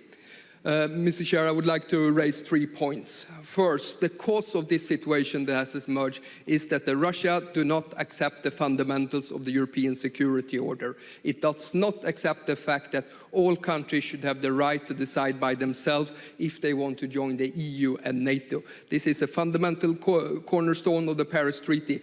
For small countries like myself, it's very important that we hold true to keeping the European security door open for the future. Secondly, I think during this crisis, the United States has provided very important leadership, also in uniting the West. That is good. The United States is back in Europe again, and that's good news for us. But what I want is not less of America in Europe, but I want more of Europe. I think there's been good suggestions here about strengthening the European and security and defense policy. We welcome that. We also welcome a strong European response also for supporting Ukraine. But we can both strengthen Europe and strengthen the transatlantic tie in this crucial time for Europe. Last point, Mr. Chair, is no one can claim that we did not see this coming. For years, we've been getting bad signals out of Russia. I think we need to do some soul searching in regard to, was our response strong enough after Georgia in 2008? Was it strong enough after 2014? Was it strong enough after Salisbury? We need to draw some lessons from this, because every time we back up, the Russia tend to exploit it and advance its interest. Now it's obvious that President Putin has crossed the Rubicon. We don't know where he's heading, but we do know that we can stop it if our response is strong, solid, and we're united. Thank you very much, Mr. Chair. Merci, Monsieur le Président. Thank you very much, Chair. I now give the floor to Denmark, Mr. Martin Lingard, Chair of the Foreign Policy Commission of the Politique. Thank you, Mr. President, also for hosting this event, and thank you to all the colleagues for being here, showing unity, showing will, showing commitment, and solidarity to Ukraine. Last night, the Danish Parliament agreed with the government to send further contributions to NATO, aircraft police over Poland and the Baltic countries, and we have also decided to send equipment to Ukrainian forces. And as we heard from the ambassadors, we urge other countries to consider to do the same, to send capacities, if they have them, to the fighting Ukrainian forces. I also thank you, Mr. President, for the declaration, which we can fully support. There is, though, one thing which is not in the declaration as it stands here, which is that maybe we should also urge the European Union to work for further energy independency. Many of the speakers of this morning in the opening remarks and the ambassador talked about energy independency. And I think we need to address this seriously now. Gas export and oil export from Russia to Europe is what is fueling the war industry of Mr. Putin. His system, his oligarchs, is nothing without the income from gas and oil. And we are the main importer of Russian oil and gas. We can't stop this tomorrow, we know. I would like to thank the German government for putting a stop, finally, to Nord Stream 2. We recognize it, and we thank for it, also recognizing the interlinkages between geopolitics and energy politics. And we can't stop Nord Stream 1 tomorrow, but we could take the decision that we want to, and we could ask the Commission for a roadmap. How many years will it take through energy efficiency, through renewables, through alternative sources of gas to make the European Union independent of Russian gas? To make such a decision in the European Union, to make these assessments and to take the principal decision that this is where we are heading would be an extremely strong signal hitting right in the heart of Mr. Putin's regime as I see it. And on the other hand, saying that if Russia was to choose partnership instead of being an enemy, things could be different. A new market could emerge and a new diverse economy grow in Russia. This would be my suggestion, but I thank you, and we can, no matter what, support the declaration. Thank you, Mr. President.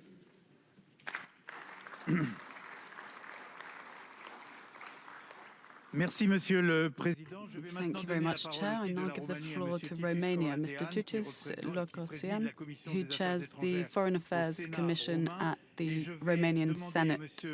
And I'll ask Mr. Radoslav Fogiel, representing the Polish National Assembly, to prepare to make a statement virtually. I now give the floor to Mr. Tutis. President, dear colleagues, and I'd like to thank the French Presidency of the European Union on behalf of the Romanian delegation. I'd like to express the strong support for the political declaration which is proposed. The Parliament in Romania will also adopt a similar declaration. I would also add, however, the President and colleagues, in terms of the minutes, I'd like to express the solidarity and support given the situation in Moldova and Georgia, because this Russian invasion will go further, and the next step will be Transnistria, and this is critical for the existence of Moldova. We think that Chisinau, Bucharest, and European partners, as well as NATO, should think about this. With two brief comments, colleagues. All these years after the illegal annexation of Crimea, also my country, Romania, strongly supported the territorial integrity, sovereignty, and the independence of Ukraine.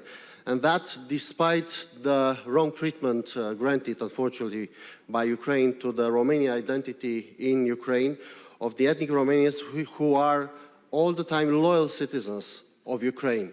But we strongly remained committed in supporting Ukraine, and we will not change our attitude. This aggression And according to the international law, this is an international crime that, by the way, should be subject to international criminal jurisdiction against those who are perpetrating criminal things according to the international law, should be strongly condemned. And this is why we support this declaration. In the same time, as the Ukrainian ambassador mentioned, since yesterday, dramatic things within the Black Sea region changed. And this is related to the takeoff of the military Russian forces of the island of Serpent. What the Ukrainian ambassador didn't told us is the following thing, that the island of Serpent is only at 44 kilometers from the Romanian shore, the Sulina harbor. That means that starting with the yesterday moment, Russia is facing NATO almost on the same line. And this is changing dramatically the situation. For those colleagues who thought, with all due respect, but these happening, dramatic things are happening far away. No, they're happening very close to us. So this is why I think this is a critical moment, and we should be, politically speaking, very serious on what we are doing. Adopting, and I quote, and I will finalize, Mr. President, massive and severe consequences when discussing about sanctions, and trying to avoid the unpleasant moment of the lack of consensus of yesterday European Council on the SWIFT issue. Let's look very seriously on the other associated members, countries, offering at least a European perspective for those three associated countries, and being very serious on what we are doing in terms of European democratic values. Thank you very much. Merci. Thank you. Merci, Monsieur le Président. Thank you, President. I'm now going to hand the floor to a video conference. This is for the representative of the Polish National Assembly. Vous avez la parole, mon cher collègue. You have the floor. Thank you. Thank you very much, Chair. Thank you, President. First of all, I'd like to express my solidarity with the very courageous nation of Ukraine and its soldiers who are fighting so fearlessly to save their country. Now, what I have to say won't please everybody, and I apologize for that, but sometimes it is necessary to open your heart. This Russian aggression against Ukraine is a barbaric act and a very clear violation of international law.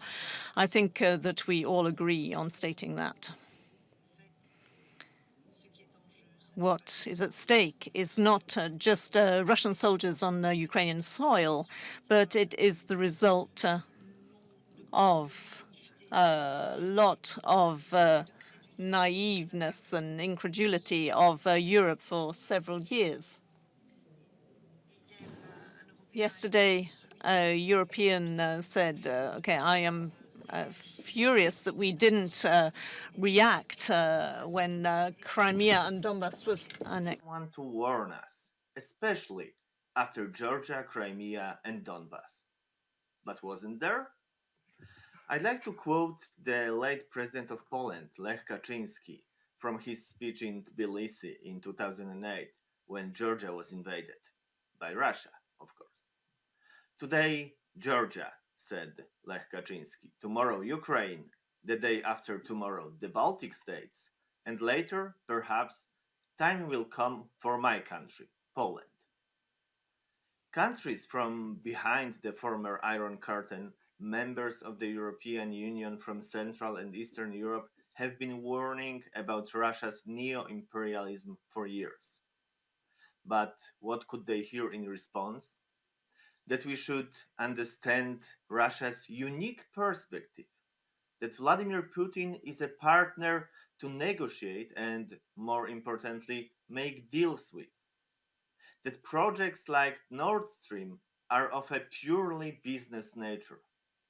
And believe me, I'm not saying this for an I told you so moment of satisfaction. I really hope we can all draw conclusions from what happened, from the mistakes of the past, and put the past in the past. what we need to do now, we need to help Ukraine and we need to stop Russia. We've just heard from the ambassador what are the needs, and they should be fulfilled. We also need to isolate Russia and severely cut our dependence on its energy sources, even if this would mean slowing down or postponing some of EU's ambitious, yet sometimes ideological to some extent plans. This, my dear colleagues, is the price of freedom, democracy, and our Western values. And it's definitely not too high. Thank you very much.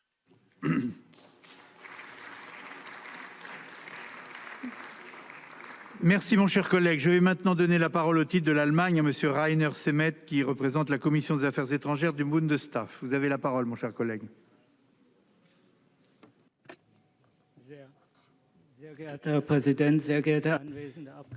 Speaker, parliamentarians, ladies and gentlemen, after yesterday's attack on Ukraine by Russia, the world has changed.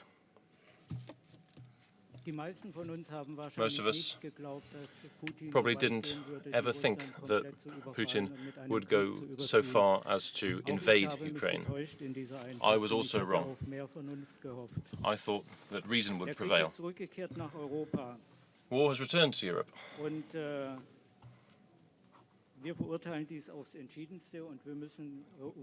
We see that we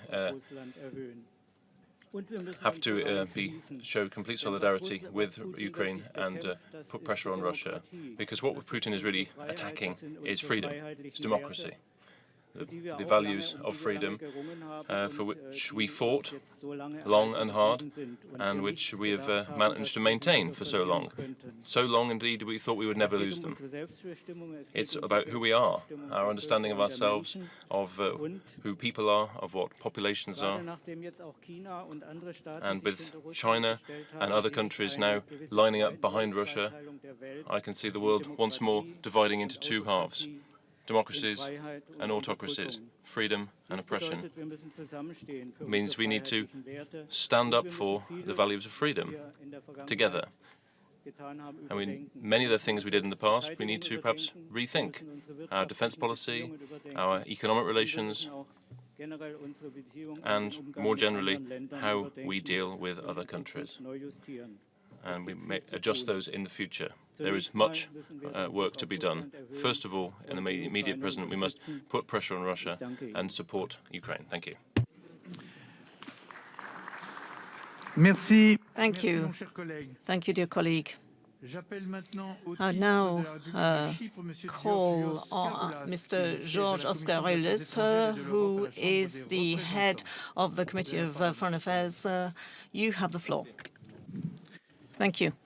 Κύριε Πρόεδρε, αγαπητοί και αγαπητές συνάδελφοι, είμαστε ενώπιον της ιστορίας, ενώπιον των αρχών μας, ενώπιον της αρχιτεκτονικής ασφάλειας της Ευρωπαϊκής Ένωσης, είμαστε ενώπιον πρωτίστως των λαών μας. Η κατάσταση στην Ουκρανία, όπως διαμορφώνεται, αφορά πρωτίστως παραβίαση του διεθνούς δικαίου, των διεθνών συμφωνιών, της κυριαρχίας και της εδαφικής ακεραιότητας ενός κράτους από άλλο. No sound, please. No sound. There is no sound. Les interprètes.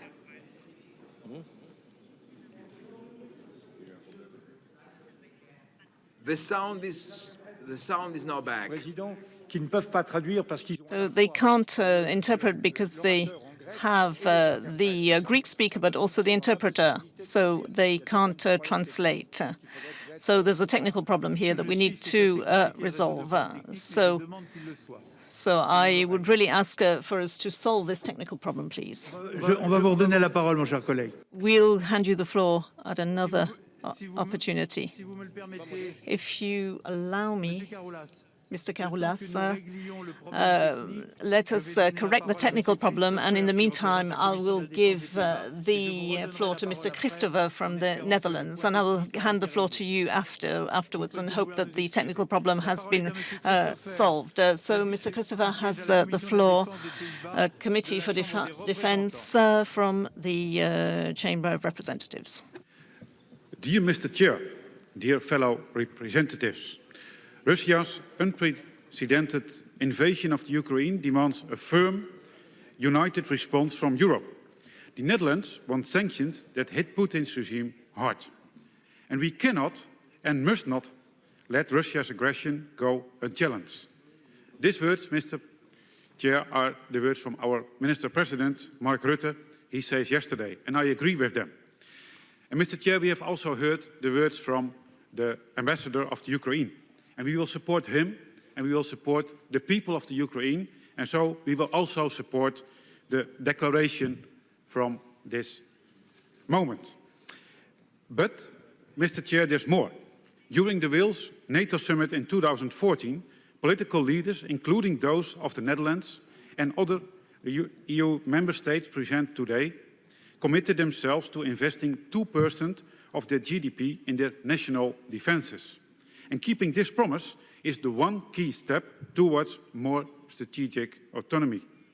And in this way, we will still cherish the warm and strong transatlantic friendship that has existed since World War II. But we will no longer fully depend on it. Even though my own country has long lagged behind, our current government is thankfully substantially increasing our defence expenditure. And we thereby also seek to minimize our strategic dependence on national resources and crucial technologies. And the developments of these days have shown time is running out. I will finish, Mr. Chair. There is a well-known saying attributed to Mr. Rolf Abernethy, who fought side by side and shoulder to shoulder with Dr. Martin Luther King Jr. for the rights of his fellow Afro-Americans. And this saying goes as follows: we don't know what the future holds, but we know who holds it. And so, Mr. Chair, I pray the Lord for peace, for Europe and for Ukraine. Thank you.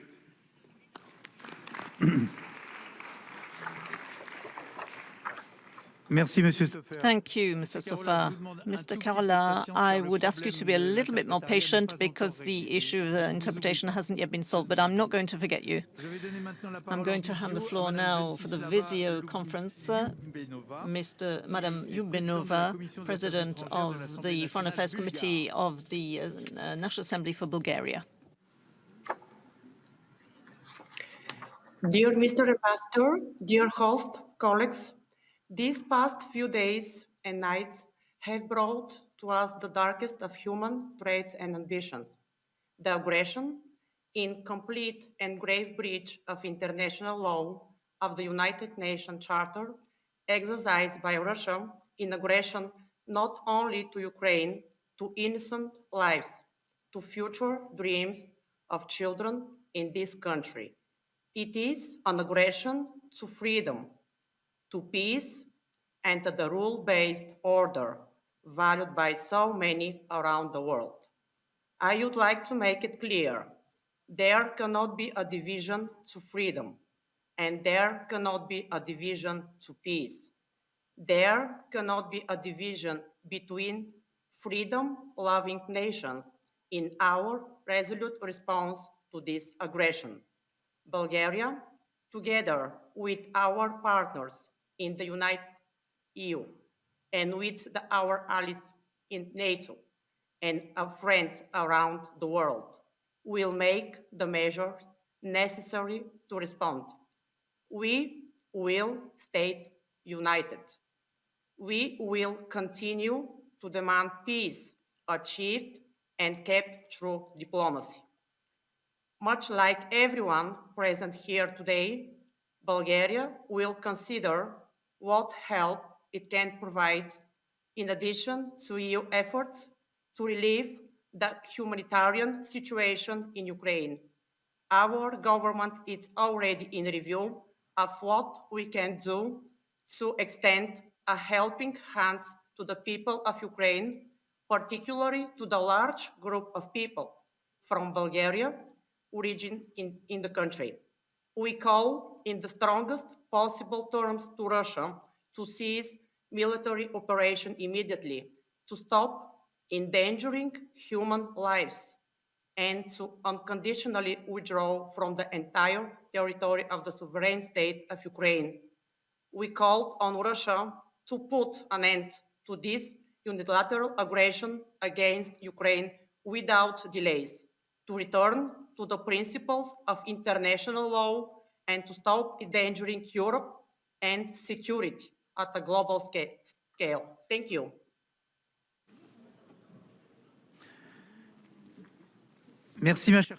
Thank you, dear colleague. Now it seems that the interpretation issue has been solved, so I'm going to hand back to George Roskoulas, who represents President of the Committee of Foreign Affairs for the Parliament in Cyprus.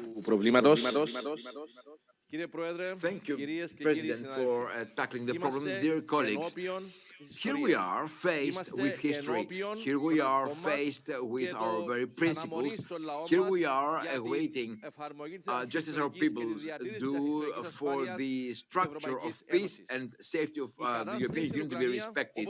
The situation in Ukraine, as shaped, indeed, is mostly about the violation of international law and international treaties in the matter of sovereignty and territorial integrity of a state by another state. Such invasion is reminiscent of other times. It is a Cold War model for the explosion of aggressivity that is around Europe, and whatever this may lead to in terms of breach of human rights and the undermining of international stability, not to mention the safety of Europe as a whole. The House of Reps of Cyprus yesterday adopted a unanimous resolution in favor of Ukraine, condemning the aggression of Russia and calling upon Russia to cease fire immediately and remove its army from Ukrainian territories. We sustain and support the territorial integrity, independence, and safety of Ukraine within its internationally acknowledged borders. It is our principle to be in favor of the respect of international law, independence, sovereignty, and territorial integrity of all states. But we also need to be consistent, and we need to condemn without condition anything about divisions and two different measures. Any breach of international law is condemnable, the same going for any invader, any aggressor in the international arena, and we insist upon that. This because that very phenomenon that is being observed taking place in Ukraine, we in Cyprus have been experiencing for the last 47 years because of the ongoing occupation of 40% of the Cypriot territory by Turkey. And because of the unprecedented process of Turkification of this area. So we condemn Russia.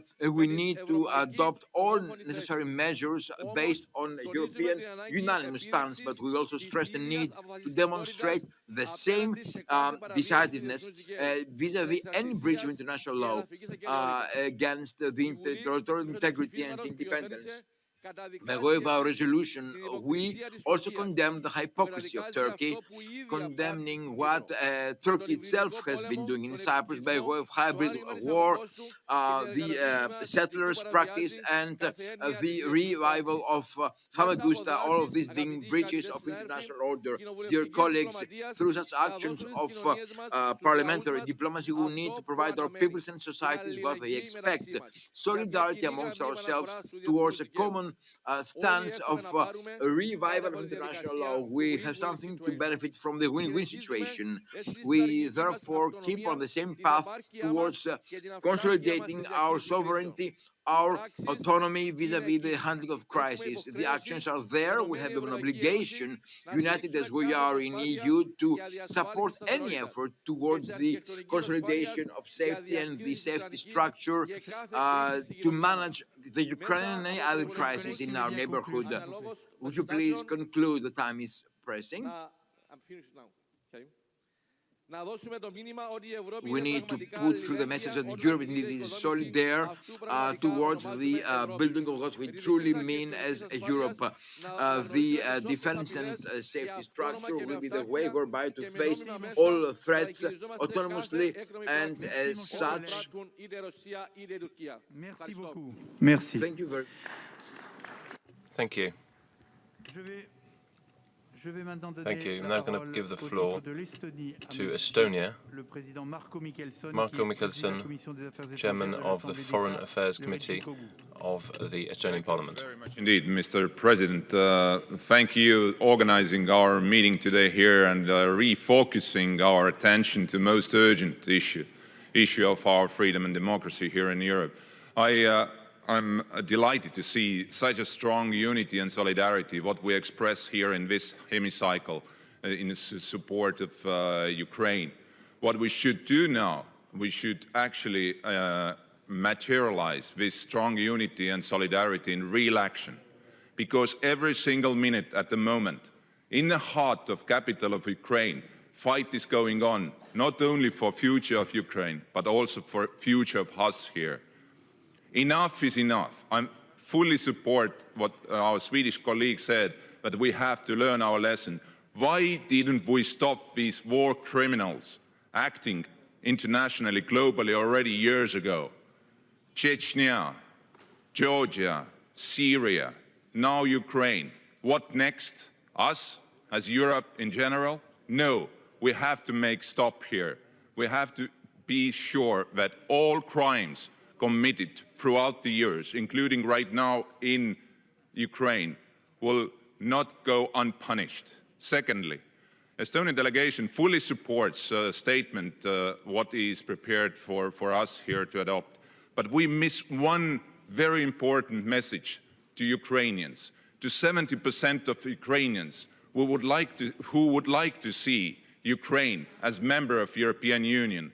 Why not now to send strong message to our governments from here that Ukraine is welcomed in the European Union if they fulfill criteria to do so.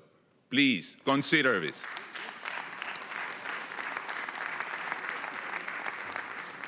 And last but not least, really I call you colleagues to urgently ask your relevant governments to do whatever it takes right now, from military aid to humanitarian aid, to support Ukraine, because it's ultimate hour at the moment to save democracy, not only in Ukraine, but in Europe. Thank you.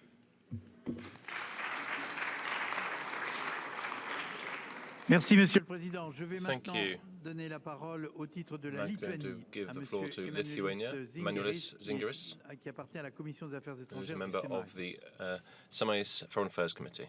Cher ami, dear friends, we just came from Kiev. We were the last delegation, and we just consumed, before the attack, we consumed the ideas from Rada. Please not let us be alone. They ask us to confirm that to you, and they ask us to act firmly. Why? Well, they possess the right to do that. Well, they started their uprising against protests who started in Vilnius. If you remember, 28th of November, under Lithuanian chairmanship, European Union invited Ukraine for association agreement. And then in the discussion, Mr. Yanukovych made to us a remark. I'm speaking with Vladimir Putin. He's saying no, no to European Union. That means its question is not about NATO. It's a fake. Question is about Western direction, democracy in Ukraine, and about joining European Union. Today we should say yes. I'm just following my Estonian friend, yes to their aspiration. They clearly was assessed that more like 65% of homework was done by Ukrainians towards European Union membership, and we should find a way to make an invitation to them to join us.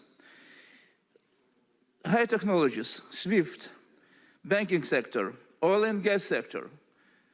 We hope that our nations will be capable to resist and will not follow Mr. Schroeder's example to become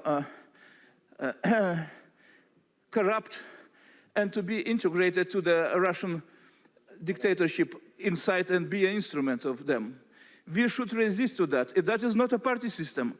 They asked us in Rada a few days ago to ask all parties, no difference, center, right, left, to say clearly no to the dictatorship trying to shrink democratic worlds, making captive Ukrainian. About Putin's aims against genocide in Ukraine and denazification. I'm son of mother who spent 4 years in Nazi concentration camp. I would like to ask Mr. Putin not to speak in the name of Holocaust survivors, not to speak in the name of Jewish people who were victims of the Second World War, and we should start the de-KGBization of Russia, not the Nazification of Ukraine. Ukraine is a democratic, open state, and Jewish people are at home.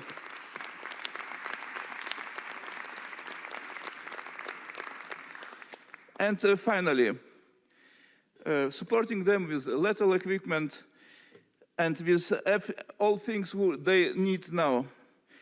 So my mother told me, she became 100-year-old last days, and told me, I was in camp, I saw to the sky waiting for Allies and their airplanes when they will annihilate the Nazi fence in my camp in Stuttgart. So they're looking to the sky now, Ukrainians. We should find a way, unite us with the United States, and be supportive in concrete ways and not letting them be captive. And of course, we should be extremely concrete about that. We should organize our finances to support them and say that Ukrainians are at home in Europe. They are our European, part of our European society. And we support of course, the poor people who now will cross our borders, the immigrants. And we Merci de conclure, Monsieur. Yes, and you can conclude, please. It will be about small steps, but important. Our parliament does make decision to ask Council of Europe Parliamentary Assembly, and I'm chairman of the Parliamentary Assembly delegation to Council of Europe. They're my friends here, members of the delegation, to exclude Russia, at least on the beginning, from Council of Europe.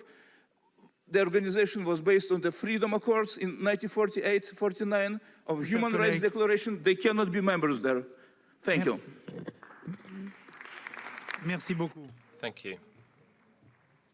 Maintenant, au titre du Portugal, je vais donner For la Portugal parole à now, M. Sergio Sousa Pinto, Chairman of the Foreign Affairs Committee of Portugal, Portuguese National Assembly. You have the floor. Thank you, Chairman. Dear colleagues, firstly, I'd like to express the support of our delegation to the declaration which has been put forward by the Presidency. We totally adhere to the wording. We'd like to emphasize the need for effective measures directed against natural gas and oil exports from Russia. We must hurt the ability of the Russian government to finance the ongoing aggression in Ukraine and other potential aggressions. This goal will certainly not be achievable with the sanctions announced yesterday. Sanctions announced yesterday in the early hours of this morning, are simply insufficient, and they have absolutely no short-term impact on the situation over there. The international order, based on the rule of law, was never perfect. It has been very flawed, but now it's simply being reversed. And it will be reversed if we are unable to hit hard and hurt economic interests. In Western Europe, we must be prepared to share the economic burden of the sanctions we are imposing on Russia. And we should also face the fact that we must go back and rebuild deterrent policies in Western Europe. Thank you.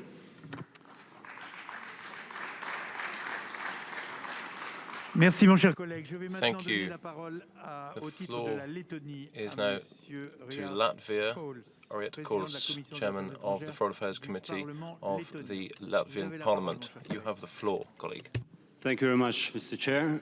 Dear colleagues, as well, Latvia, on behalf of the whole delegation, we express support for the draft declaration. Despite, I have to point out, there are several national parliaments on the member states that have already adopted their own statements of strong support to Ukraine, its sovereignty and territorial integrity. I encourage you, colleagues, when you go back to your capitals and to your parliaments, do the same. Do the same. It's now, it's never too little. Each parliament needs to adopt a strong position. It also will help as well internally to understand who stands where at these crucial times. And I know we are struggling in our national parliaments as well, different views, different ideas.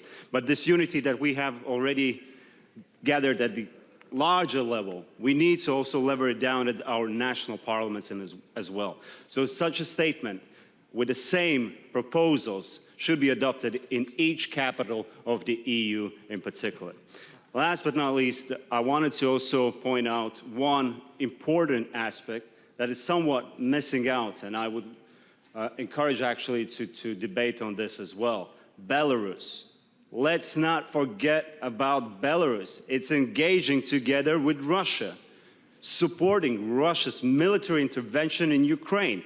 In 2 days, they will conclude the rigged referendum on constitutional amendments, which will mean actually, by de facto, Belarus is already military Russia's Federation territory. We need to impose sanctions on Belarus as well. Immediately, as the same capacity, at the same level that we're doing right now against the Russian Federation. Last, I wanted to point out, yes, right now we are using the comparisons that right now Russia is somewhat, deluded autocrat, similarities with the 20th century, another deluded autocrat who brought the whole world to the Second World War. Hitler. So right now we see in the West some deluded leadership comments during these times. In what rationality you can pose concerns when Russia is attacking Ukraine that, this, we have to be cautious because it can endanger the West's engagement with Russia on the climate change. What ludicrousy is this? What is that? And that is coming from EU leaders, from US leaders. Should we wait for when we reach the climate neutrality that we can support Ukraine? What bizarre rhetoric is that? We should avoid that. We should have to be very united. And the strongest point I have to make, everybody understands that peace has been shattered in Europe. So that means not only in Ukraine, but on our soil as well, in our territories as well. And Russia is waging another war on us on parallel to what they're doing right now in Ukraine. It's info war. Please do open your eyes on the Russian propaganda channels that are freely transmitted across Europe. And we're not doing anything because, of course, we are exploited on the values, the shared values we stand, the freedom of speech. And Russia knows that.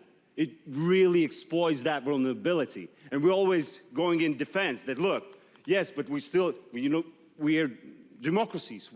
Whatever is surrounding us, we have to stand for the freedom of speech. No. Even during the Second World War, the West, the Allies, they actually limited our liberties for the greater good. And I call for the national member states. You have criminal code. Open it against the Russian channels that are retransmitted in your countries and ban them. Abolish at this time. We cannot continue to, for Russia to poison our minds. Thank you. Can you please conclude?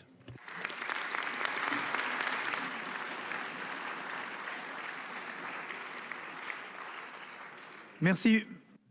Thank you very much. Now I'm going to give the floor to Ireland. Gerald Caulswell, member of the Foreign Affairs and Defence Committee of the Irish Senate. You have the floor. President, friends, for that's what we are here, is friends, all concerned about a single member of our family, and that member of our family is Ukraine. I'm here today to tell you that Ireland stands with Ukraine.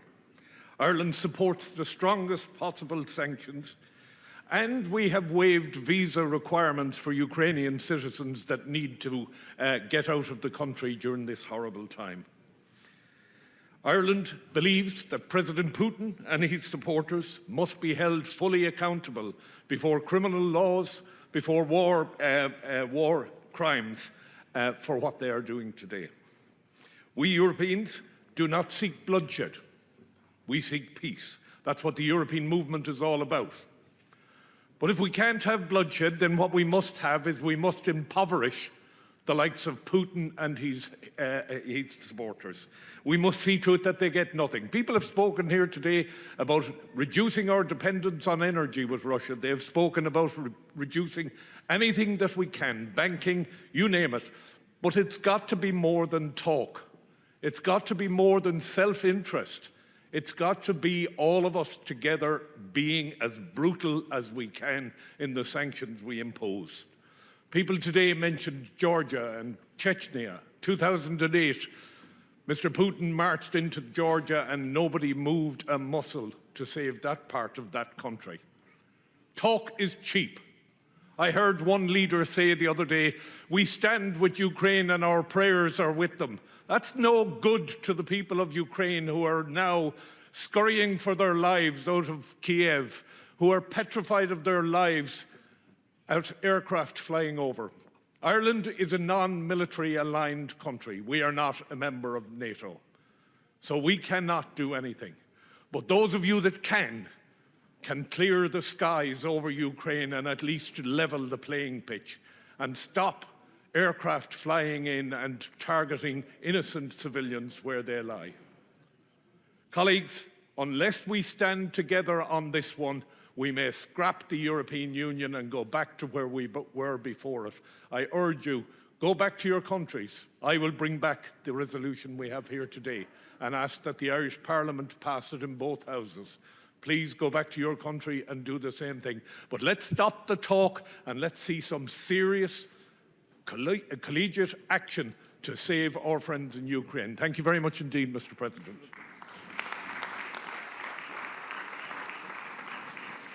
Merci, mon cher collègue. Thank you, colleague. To round off this debate, I'm going to give the floor to 4 delegations asked to be observers in this conference. First of all, Ahmet Aydin, representing Turkey, a member of the National Assembly of Turkey. You have the floor. Sayın Başkan, değerli katılımcılar, öncelikle hepinizi selamlıyorum. Mr. Speaker, committee chairs, good morning to all you all. From the point of view of the security of the European continent, this conference today is a very important one. Before I begin my speech, allow me to make a few points. Our Greek-speaking representative from Cyprus mentioned an invasion. As a representative of the Turkish National Assembly, I disagree entirely with that version of the facts. The only invasion going on is the invasion, the capture of all party and administrative functions in Cyprus by the Greek political parties. But concerning Ukraine and Europe's approach to the situation in that country now, this position will be vital in determining what will happen in the future. Turkey is in favor of the territorial integrity and independence of Ukraine. Russia's position is completely unacceptable. It violates international law, and it's therefore a major threat to the security of the region and the world more generally. The crisis in Ukraine calls into question the indivisibility of European security policy. We therefore agree entirely with our allies,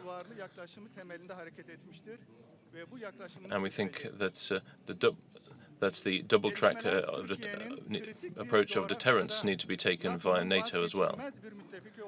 In terms of the future developments, you will see that Turkey is a vital ally within the NATO alliance, and in the current context, the transatlantic pact needs to continue and be maintained. That should be the priority, the top priority for us all. In Europe, at the same time, needs to step up and adjust its priorities. Europe cannot simply duplicate what's being done elsewhere, i.e. within NATO. It should be a complement, a supplement to NATO. What we've seen already today is putting us in front of a face challenge, a face trial, and we can't solve that simply by shutting the border. We need solidarity and cooperation. Security, the security of Europe starts outside of Europe, beyond the EU's borders. The common security and defense policy needs to chime with the NATO policy. It should supplement it, as I've said. And in order to ensure regional security, we need harmonious, fruitful cooperation. I hope France, which currently is chairing the Council of the European Union, will be able to deploy all its efforts in order for the political problems we're facing can be solved, and that new impetus will be given to the common security and defence policy. I want to finish by underlining the fact that we fully support the declaration, which is going to be presented shortly, and thank you very much for listening. Thank you for your welcome as a potential member of the EU. Thank you. Another observer delegation, Mr. Jarny Johnson, representing the Icelandic Parliament. You have the floor.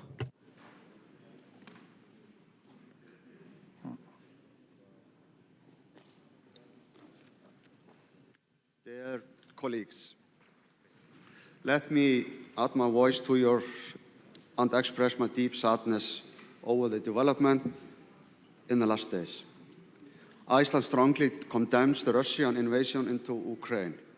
This war of aggression is a clear breach of international law and an act that some of us at least believe to be part of the past. Our thoughts are with the innocent people in Ukraine who suffer this unprovoked invasion by Russia, which has already had devastating consequences with horrible loss of life. The lives of innocent civilians must always be our main concern.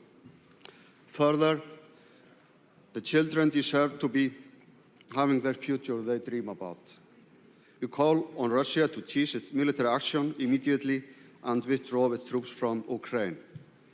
The Icelandic Prime Minister led a debate in the Parliament yesterday in which all political parties were united in the support of the Ukrainian people.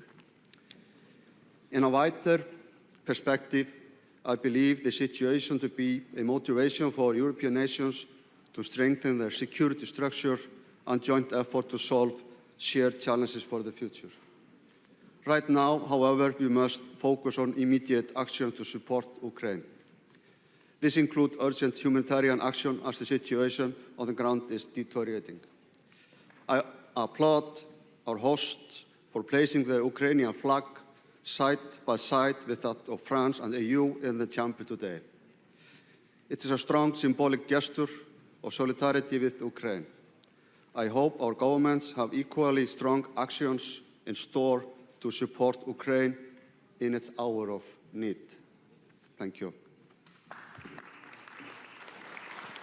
Merci, mon cher collègue. Thank you very much, dear colleague. I now will give the floor to Mr. Dragic, who represents the Parliament of Montenegro. You have the floor. Monsieur le Président, chers collègues, President, dear colleagues, I've prepared a brief statement before coming to Paris on the strategic compass and strategic autonomy for Europe that was mentioned by the President of the Senate. But of course, I have adjusted my speech, my statement. I also thought about mentioning the Western Balkans, because we want to join the European family on the basis of merit. Now, I must say that the Montenegro government has condemned the attack of Russia on Ukraine. Now, it's not a time for rhetoric, but a time for action. Of course, there are sanctions being proposed. We must uphold European values. I'd like to quote a great French thinker, Auguste Comte, who said we must know, predict, and then act. We must know to understand the complexity of the situation, first of all. Now, there may be paths for diplomatic solutions, and these must be encouraged, and that's why the efforts of the French president are much appreciated. I'd like to end with a message. Investing in the stability and prosperity of Ukraine and in the Western Balkans means investing in the prosperity of Europe and its stability. Thank you. Thank you, dear colleague. To wrap up these interventions, I'll call Mr. Christian Tybring-Vedge as an observer representing the Foreign Affairs Committee of the Norwegian Parliament. You have the floor. Thank you very much, Mr. Chair. When the events in Ukraine is unfolding over the last week, preparing conflicts and crises is unfortunately a very topical issue. And as my former colleague here saying that I have to change my speech a little bit from what I planned to say. And let me stress that Norway supports the declaration and also the strongest sanctions against Russia. Future conflicts and crises hold many unknowns. As described by the presidency, we must be prepared for new combinations of military and non-military, direct and indirect, regular and illegal modes of action. We are likely to see more crises that stay just below the threshold of military conflict, but still also prepared for full-scale military confrontation as we see today. However, one feature of future conflict appear undisputed: the significance of technology. The specter of the speed of technology development and will continue to increase. And that's why it's good that we have the cooperation in Europe to cooperate to develop technology, and we should also increase our defense spending within NATO and independent nation here. It's very important that we do that.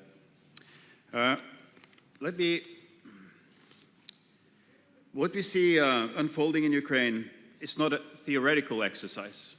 Therefore, the Ukrainian resistance is also a defense of our values and the way of life, not the least.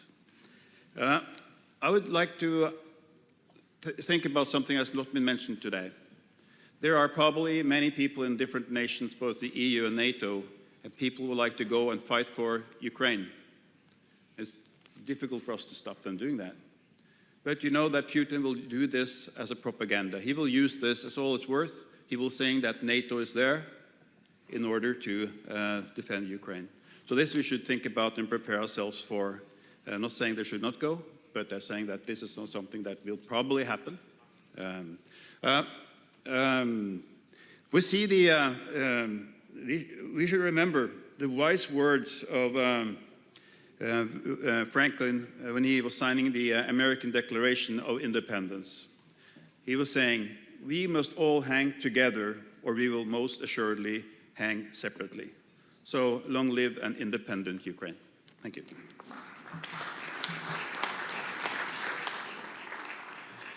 Merci, mon cher collègue. Thank you very much, dear colleague. This brings us to the end of our discussion, which allowed each delegation to take the floor. I'd like to thank you for the smooth running of this debate, for respecting the time constraints, and also for your firm interventions that show that there is a consensus around the statement that we prepared, and therefore we may consider it adopted. I see that most of you have it in front of you. I won't read through the entire statement once again, but it brings together all of the wishes that you expressed in opposition to what is being perpetrated by Russia. I believe that this will be a message of support for our friends in Ukraine, which will show them that European counterparts are expressing themselves in one single unified voice. And I think this will send a strong message to Putin and Russia that we are fully committed to putting an end to this policy which disregards international law, using outdated methods to overturn the desire for democracy and freedom in the country and the countries around it. I take it that there is a consensus around this statement, and now I will call to the podium my colleague Jean-Louis Boulange so that I can give him the floor to chair this session. Thank you very much, dear colleagues, for expressing your feelings which are aligned with ours. And once again, I'm fully convinced that this event will contribute to ensuring that European parliaments have their voices heard in this discussion, supporting our national governments, which will have to take decisions on this. Thank you very much.